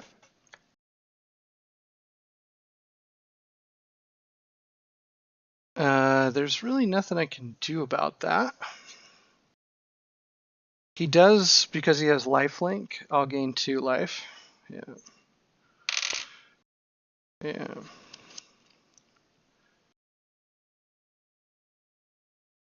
See, oh, go ahead. Finish your thought. I was just going to say, when I was looking at this card just now, this is what I was saying is a good transition. This is a Dracula variant, a way to bring Dracula into the format as a cool thing, but it's just printed on top of a card that already exists. So it's an alternative. It's an alternative to the one that is. The ones where they're just making new cards for Magic that are like Optimus Prime.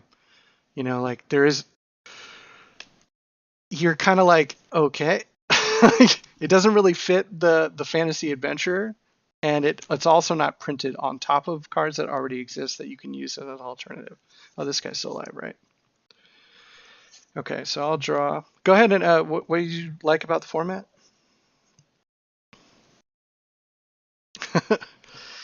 I will tick him up 1 to draw a card.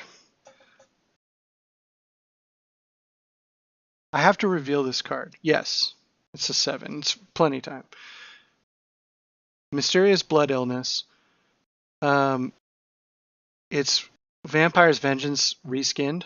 It does 2 damage to each non-vampire creature. And your guys are at 3 right now, right?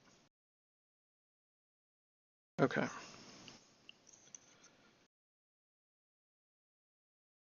He is dangerous as hell. Okay, so a creature did die this turn, right? So I will play for 3 mana a Stormcrypt Captain.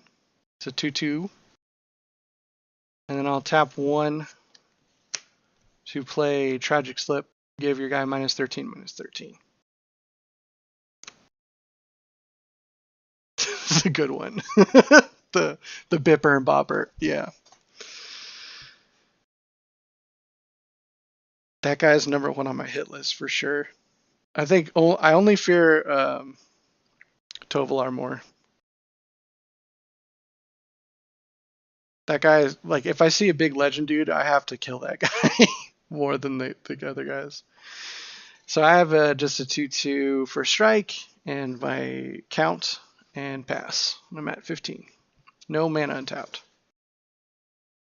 Yes, I did.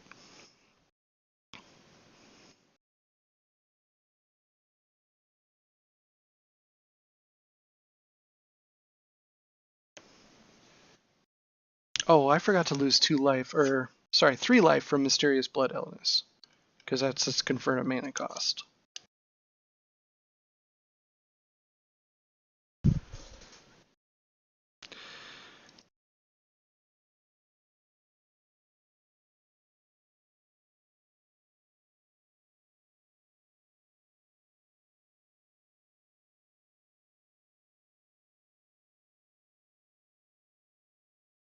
Okay.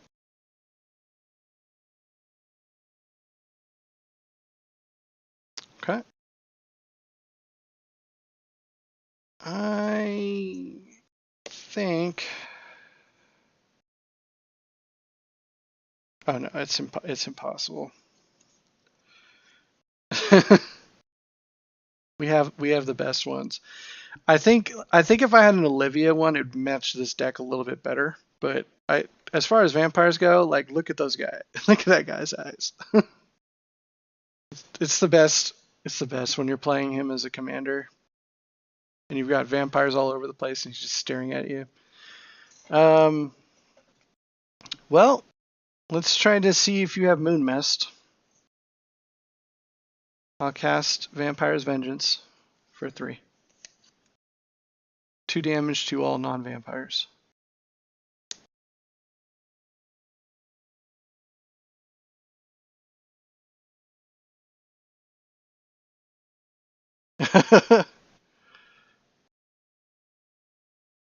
Damn. I will tick him up then to 4. And I will draw a card, reveal it. I take 2, it's Slaughter Specialist, and I can actually... Let's hit you first for 2. And then I'll play Slaughter Specialist for 2. So you get a 1/1 human. Slaughter Specialist is a 4/4. First strike. And every time a creature dies, it gets +1/+1. And did I lose 2? Do you remember? I'll take 2. I don't remember if I did or not. I'm down to 10. And I will pass. Yeah.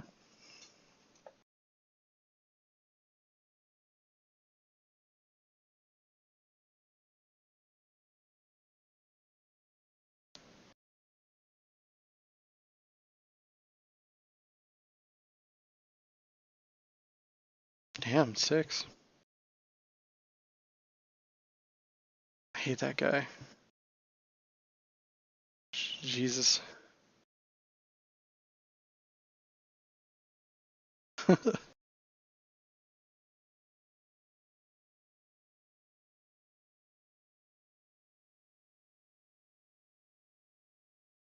Okay.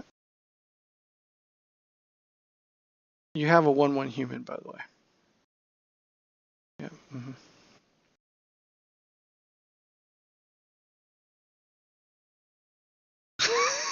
That's such a funny comment.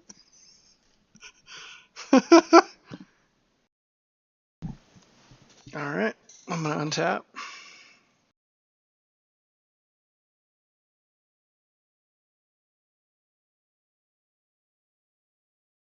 Draw.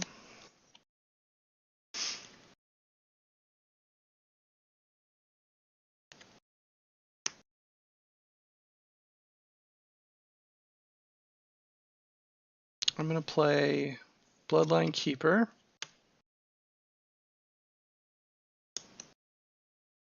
I will do my reveal the top. It's a swamp. Put it in my hand so I take no damage. He ticks up to 5. And then my... Let's see, let's mark him up here. So he's a 4/4 first strike. He's a 4/4 first strike. I will swing with a 4/4 first strike. Okay. And I'll pass. I don't think that was a smart idea, but I feel like I had to put some pressure on you. I hate sitting back doing nothing.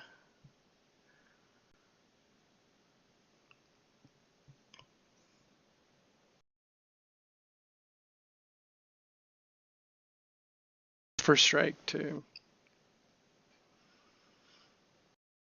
Does that matters during fighting, huh? Because it is combat. So even if you did your fight, my guy would do its damage first. Yeah.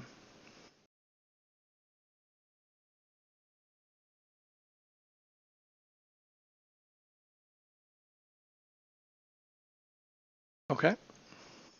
Let's move to the upkeep then. Untap. Okay. There's nothing I can do about that. Okay. When a Bloodline Keeper dies, he ticks up to a 5. Okay. My turn.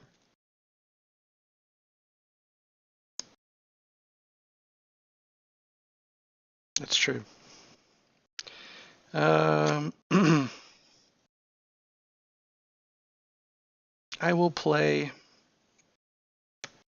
for 4 mana Olivia Voldaren. She is a 4/4 first strike, flying. And I can do, just so you're aware, I can, let's see if I tap this right here. I can do 1 BIP with her if I need to make her 1 stronger.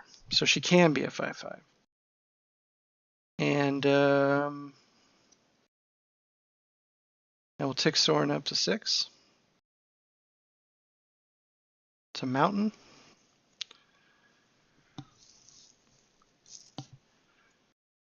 And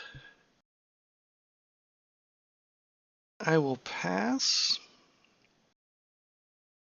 And I guess just on your turn, I'll just do it right away. I'll eat your human token. Tick her up to a 5/5 first strike. Yeah. That's freaking awesome. That's so cool.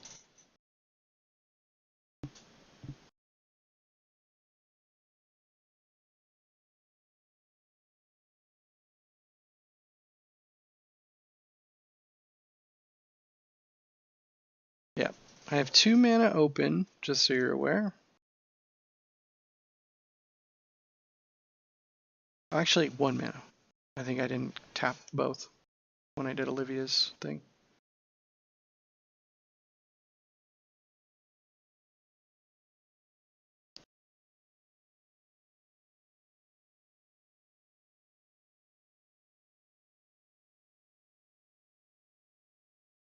Okay.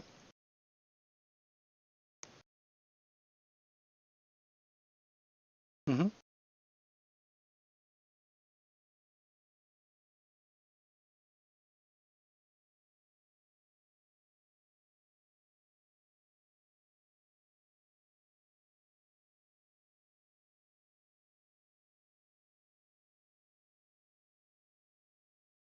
Nice.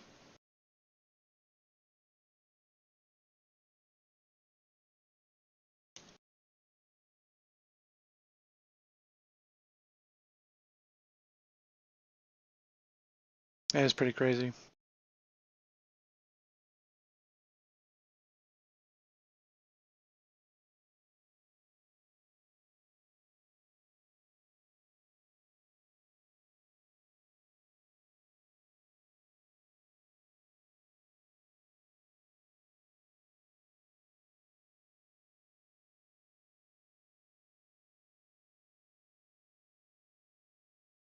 Okay. Are you going to wait till my turn, or are you just going to do it now? Okay. She's gone.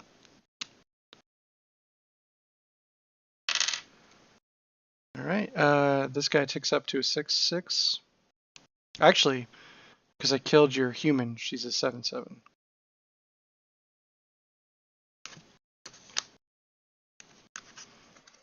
Okay, and we'll draw.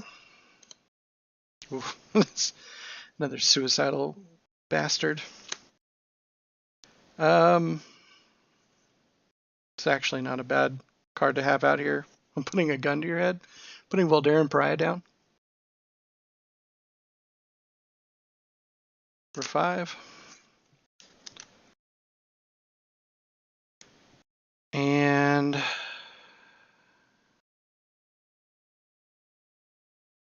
actually, I should just take 1 damage and play Dominating Vampire as well. That will gain control of one of your guys and untap him. Give him haste. I'll grab your big one, your 7. And then, so this one, let me get tokens on this guy here. So this is a 4/4 first strike. And Voldaren Pariah is also a 4/4 first strike. So at instant speed, I can sacrifice 3 creatures, transform her, and make you sacrifice 3 people. And I will, let's see, you have just both you guys untapped, right? And you're at 12.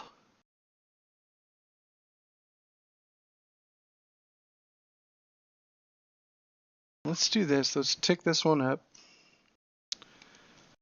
It's a mountain. Put it in my hand. So this one's at 7. You're at 12 life. You know what? I think I'm just going to wait for the glass cannon Dracula here. I'll give you a turn to see if you can get through. I think that's the least complex way of doing this. He's online. Yeah, and I'll pass. Yeah.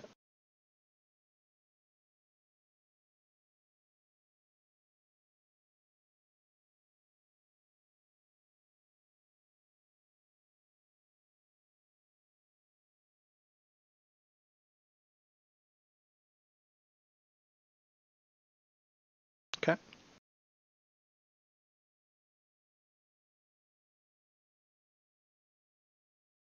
I totally forgot to attack you with your own creature, by the way. But whatever, it's fine. Just go ahead, because it's either you're going to get through to Dracula or you're not, right?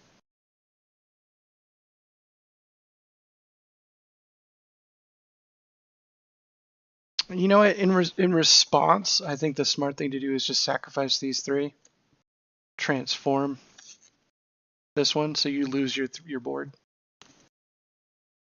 Everyone except for the mayor, you're just playing right now.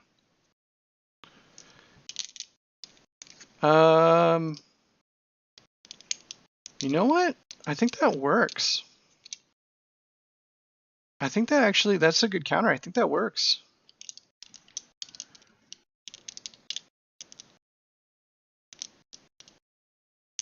You know what? I think that makes you win.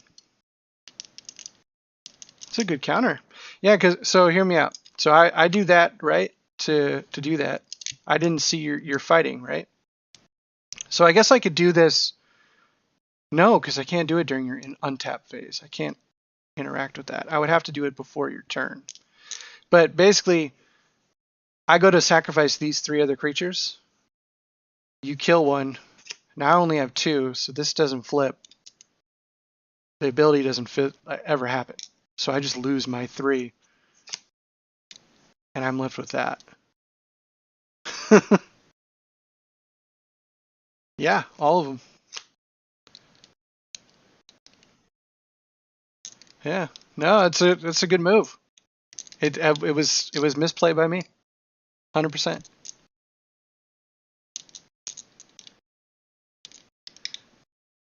No, you can hit him. Yeah. Yeah, 100%. And you still have your mayor. Yeah, I misplayed it, because if I did that on my turn, I could have sacrificed your Howl Pack as one of my 3 creatures, and then 2 of my creatures, and it would have wiped your board. You would have had nothing to start. So I just misplayed that. That's all it was. Yeah. No, it's a good counter. Yeah. Just a misplay.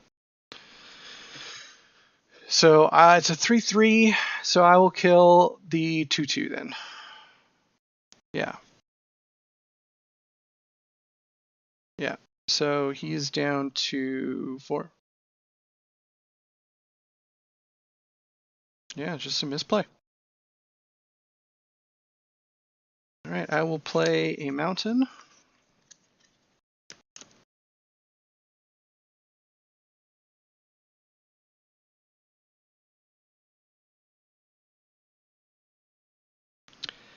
I'm going to play the 3 Weird Sisters, aka Henrika Domnathi. She's a 1/3 flying for 4 mana, and she I'll hold her up so everyone can read her. At the beginning of combat on my turn, I choose one that hasn't been chosen. So I'm going to choose, once I do my first ability, I'm going to probably choose to transform her right away to her other side. So I'll draw my card with Sorin. I lose 3. It's a dominating vampire.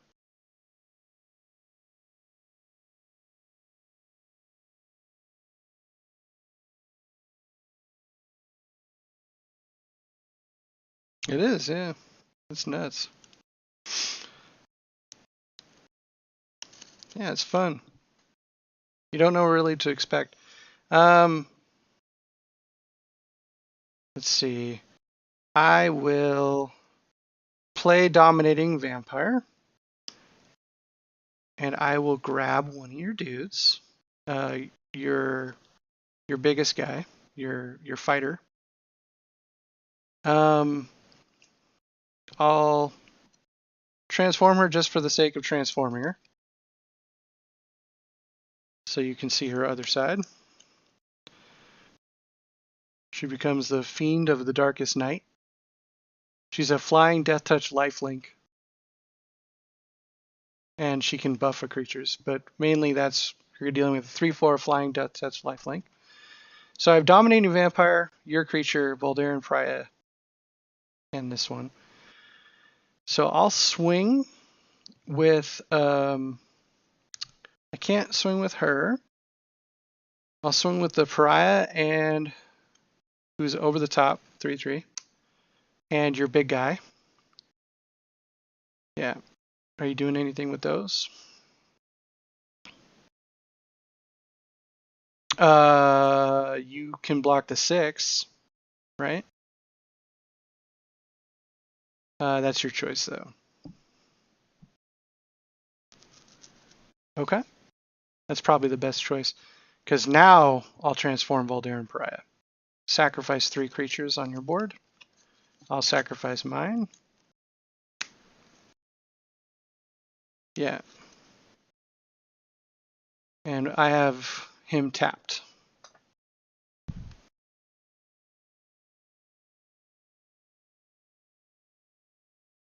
And so Voldaren Pariah got through as a 6.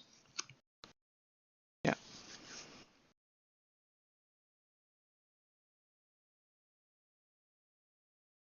Actually, you know what? I think technically it came through as a 3. Even though it can transform at instant speed, I think combat damage was already done. So it is 3. Yeah. Technically, if you check the rules, the combat damage was done. That's what's actually kind of cool about Magic, though, is every card is literally taken by the words they put on there. So you can't take it for granted. Like every time they print a word, it could be completely different in the outcome.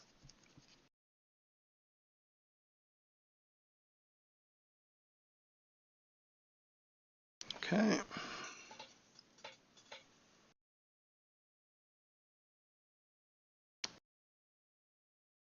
I'm looking through my graveyard real quick.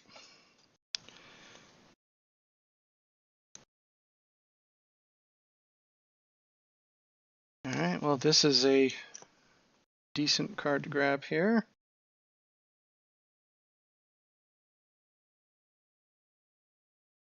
I'm going to play Bloodthirsty Adversary for 2. And when it comes into play, I may pay 3 any amount of times and play an instant or sorcery in my graveyard with 3 mana or less for free and put a counter on him. So he comes as a 3. I'll pay it once, and I'll get Mysterious Blood Illness and do 2 damage to all non-vampires. And then I'll swing at you with 6. And I'm actually going to make a 2/3. I don't think ticking Soren up anymore is a smart idea. I'll make a 2/3 lifelink and subtract him down to 3. He's not going to cannon you in the face, that's for sure. Okay. And I'll pass.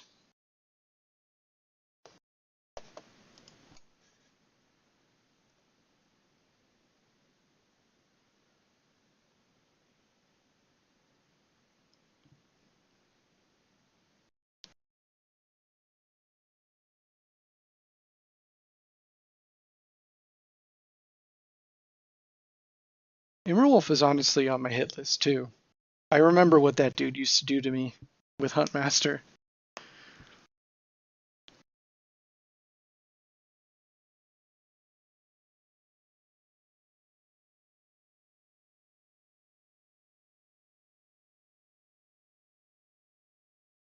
Yeah. If you can't kill the 6/5. I'll just block with these two. 3/3 and a 2/3. Nice.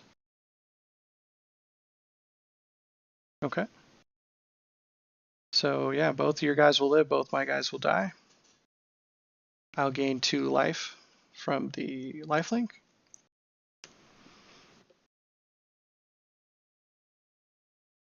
Yeah, and then my turn, this one will come through.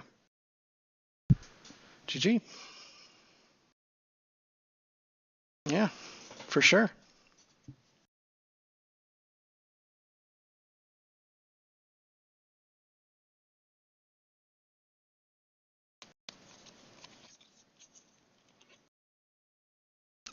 These have been long games. 2 hours, 17 minutes is what my my thing says. It's been pretty solid games.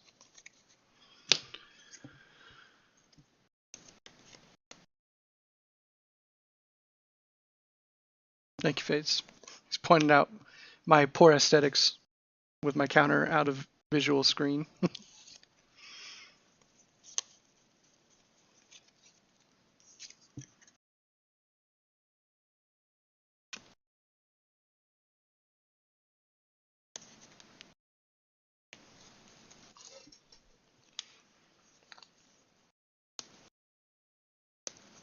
So when you were, obviously we've been talking about this format for a long time, to make it kind of more fair because of the rules of Modern and Pioneer. Pioneer is even sped up as well. What? How did you approach your deck build? How did what tools, resources did you use to kind of research what you should be using or what you thought you'd be using?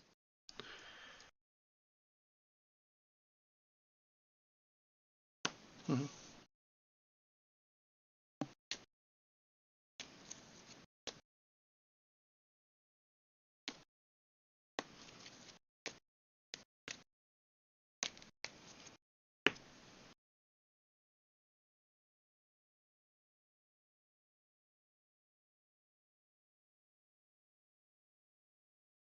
Okay.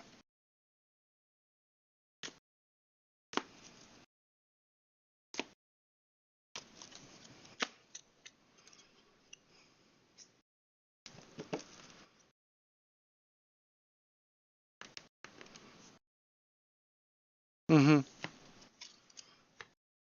I feel like you were more limited because of the lack of werewolf product.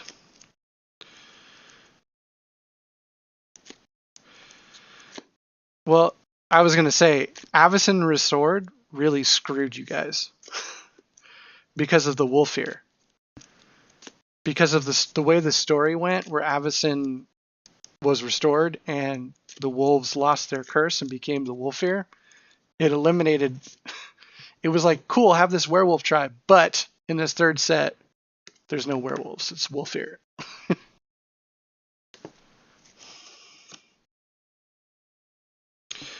Yeah, I mean, it was Avacyn came back and, in the story wise, redeemed a lot of the wolves and made it so that they didn't have to go through the transformations, but they were stuck as wolves. But they became like in control of themselves, like, you know, Hulk basically, that was smart and didn't want to be aggressive anymore, so they became the Wolfear. And that flat out doesn't mesh with your strategy, and it came from the same set.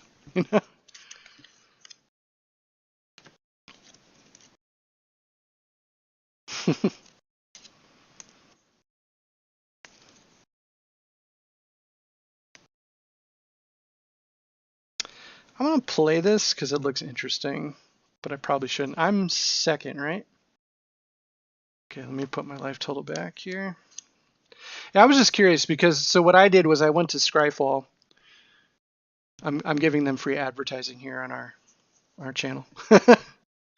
um, so Scryfall is, have you used it before? Do you remember the Gatherer, the search engine? So it kind of got retired to Scryfall. So Scryfall is a really advanced way to look up every Magic card that's ever made, and you can even look up by artwork. People tag it with everything, and you can literally look up by lore, artwork, whatever you want to look up. So you can literally just type in werewolf art, and it'll show you every Magic card ever printed that has a werewolf art on it. And I was able to use that to search just the blocks that we're playing, and start looking for vampire art, looking for vampire, like all the legendaries, and like really kind of narrow down like who I wanted thematically to have in my deck. Because I don't have the same problem as werewolves. There's a ton of vampires, you know. Yeah, it's it's a big disadvantage because this is literally the only set that really ever had werewolves. Yeah, I'm gonna drop a mountain and pass, by the way.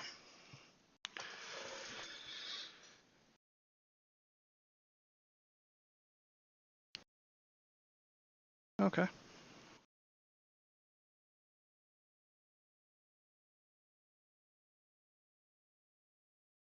I hate that guy with a passion. Am I taking 2 to the head? Is the real question.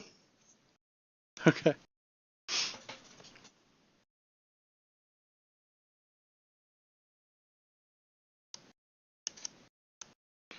All right, I'll draw.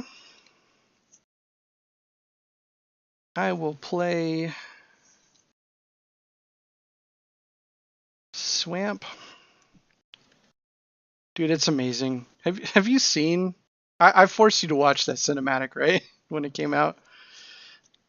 When I saw that, my jaw, like Crimson Vow became my favorite set completely. My jaw dropped. And then they had Deborah Ann Wall from True Blood host the opening for that. And I was like, my goodness. You get a human token, by the way. Slaughter Specialist is out. And I will pass. 3/3.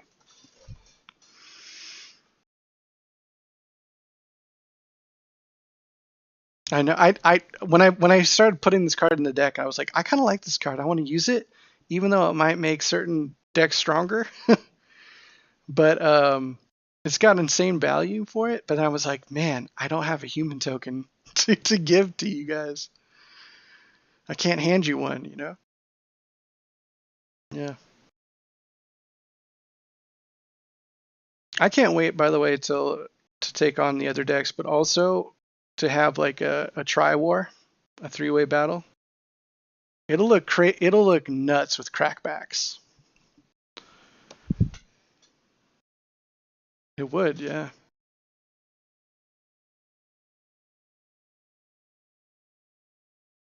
Okay.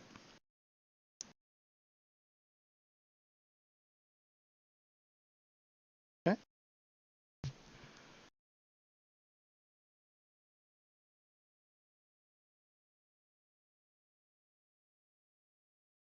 No. Okay. I'll take the 3.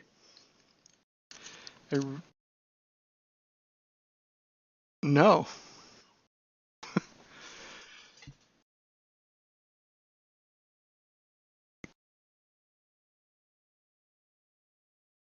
That's crazy cool. I just finished building, or I'm close to finished building my Vampire Knights.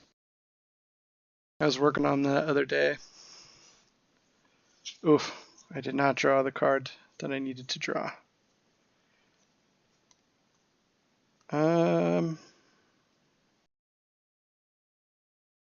well, let's start throwing bodies in front of you. 2/2 haste, not swinging. And I will pass. And I will put my token here so you can see its life. Okay.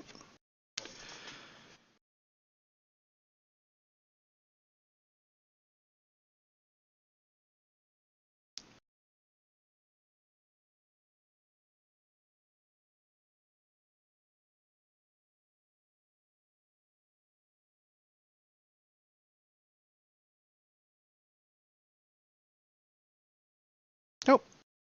Just straight what they are. 3, 3, 3, 2, 2. I'm gonna chump. And because a creature died, this guy ticks up to 4.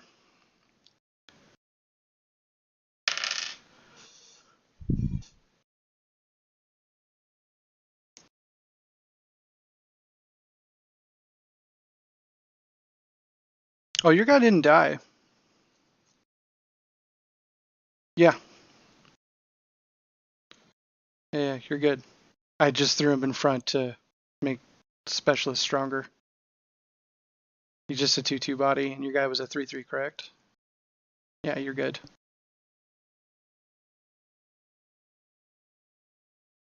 All right.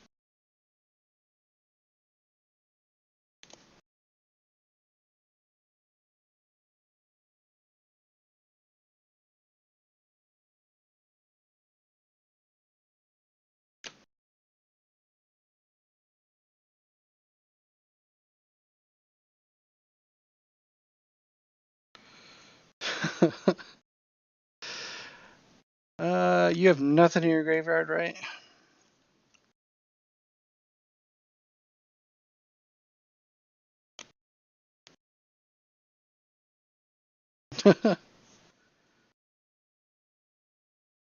I suppose the best option this turn would be to drop a Lord Stormkirk.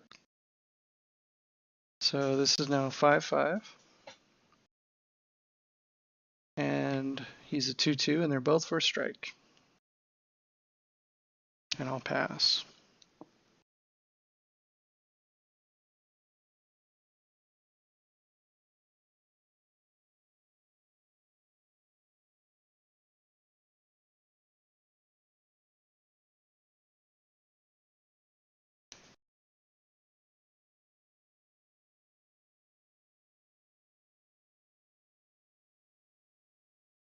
It's a little bit like Champion of the Parish, but not as nutso.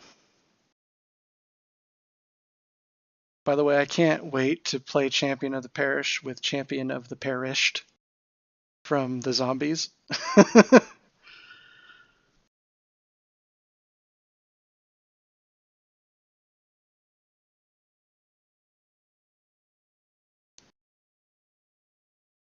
Uh-oh.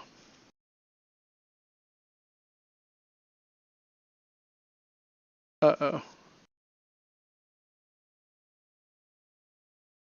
Yeah.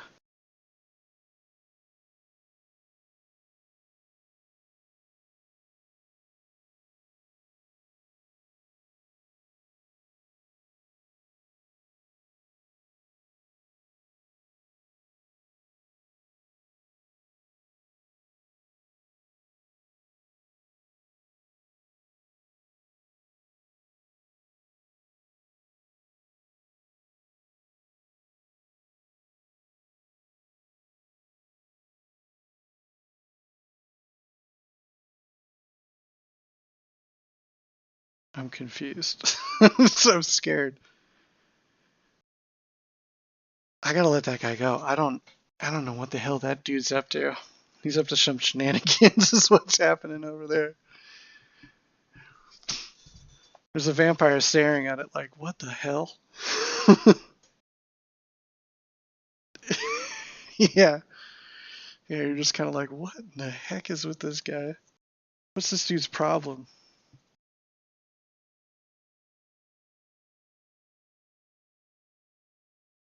Okay. Ooh. We're being outmatched here. Let's see. Okay, I will put this guy down. He's a 1/1 lifelink. Well, I guess he's a 2/2 with a first strike and lifelink because of the Lord. I think I have to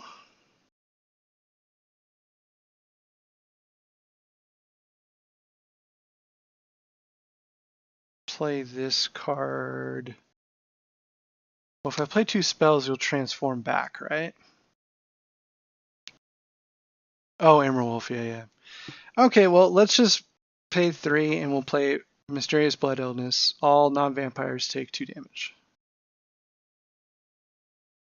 So I think it just kills Immerwolf, right?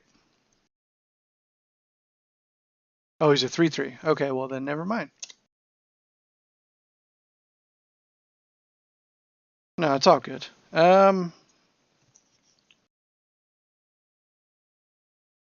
You have nothing in your graveyard, right? Well then,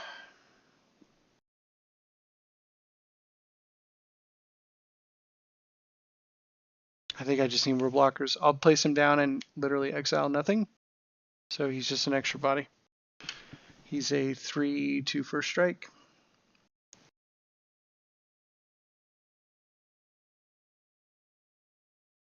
And pass.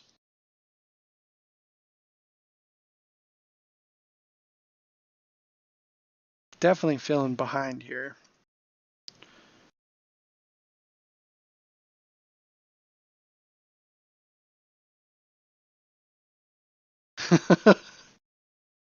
Maybe that moon mist I haven't seen yet.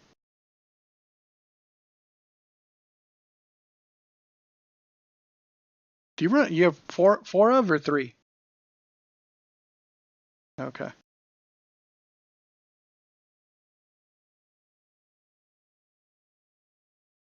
Oh yeah, 100%.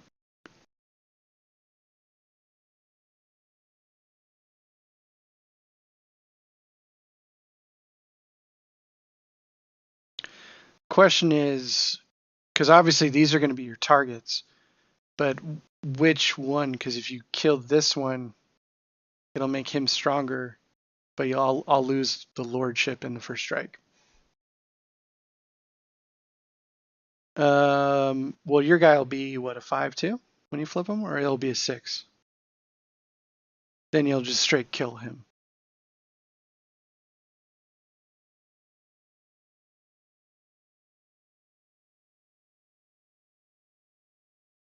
Okay, that'll work. Are you sure you want to do that on my upkeep, knowing that I'm holding Mysterious Blood Illness? Well, he'll be down to 5, right? Or he'll be down to 1 life, and I can instant cast because it's during my upkeep. Because he'll still be at 1 life till the end of my turn, right? Or does he gain it back after? I can never remember how it works. Because he'll take 5 damage, right?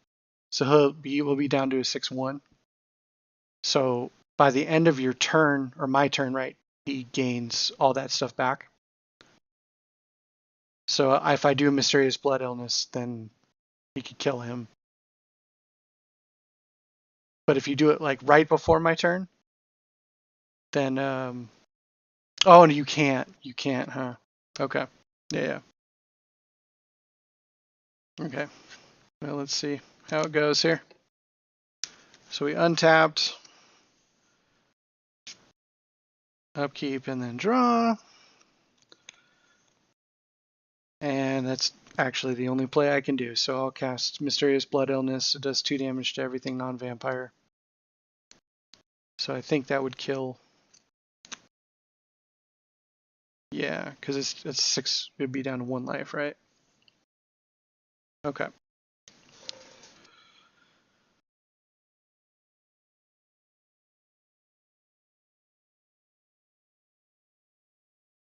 I'll have to double check that when we're offline.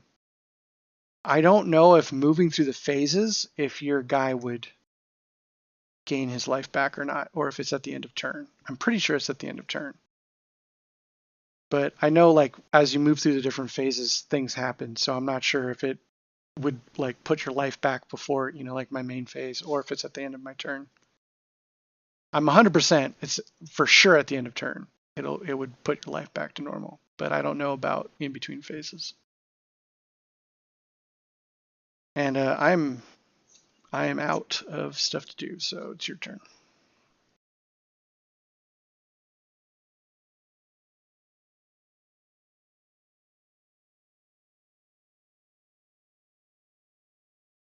I have my Lord, who's a 2.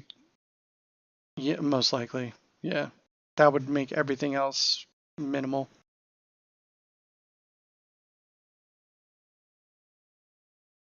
Yeah, that's clear. Yeah, I can't respond to it. From when? Oh, from the total. Okay, yeah. That guy walked outside of his door and got swarmed by wolves. Oh, sorry, I took both the tokens off. A 1/1 lifelink, 2/1 for strike.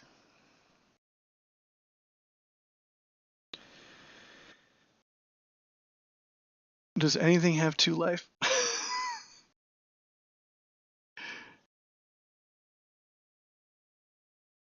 I will double block actually your Hammer Wolf. I don't think it matters. I'm at 13 life. I mean, even if let's just say I block your 2 biggest ones. See if I live. I don't think I do. No. I'm goodbye. Gonzo. I'm at that. GG's.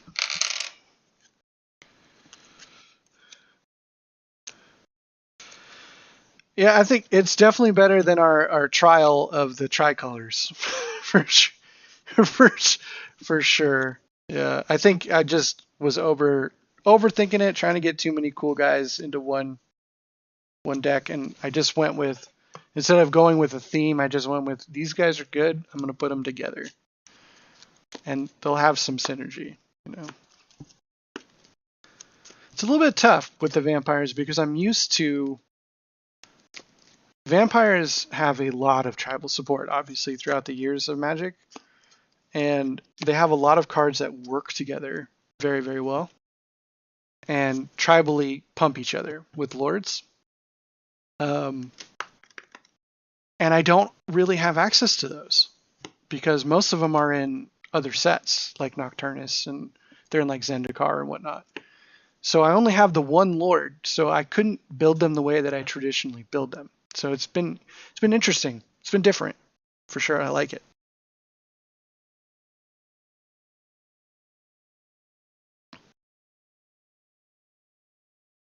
Yeah, and it's an arrogant. I wish I didn't have physical therapy in the morning because I'd be swigging some vampire wine out of a vampire wine glass right now. But I'll do that eventually here. But it's an arrogant, and hopefully we'll get you multiple looks. I'm gonna make a black-white vampire as well, and then we got the zombies on the horizon too. So we got several decks to debut.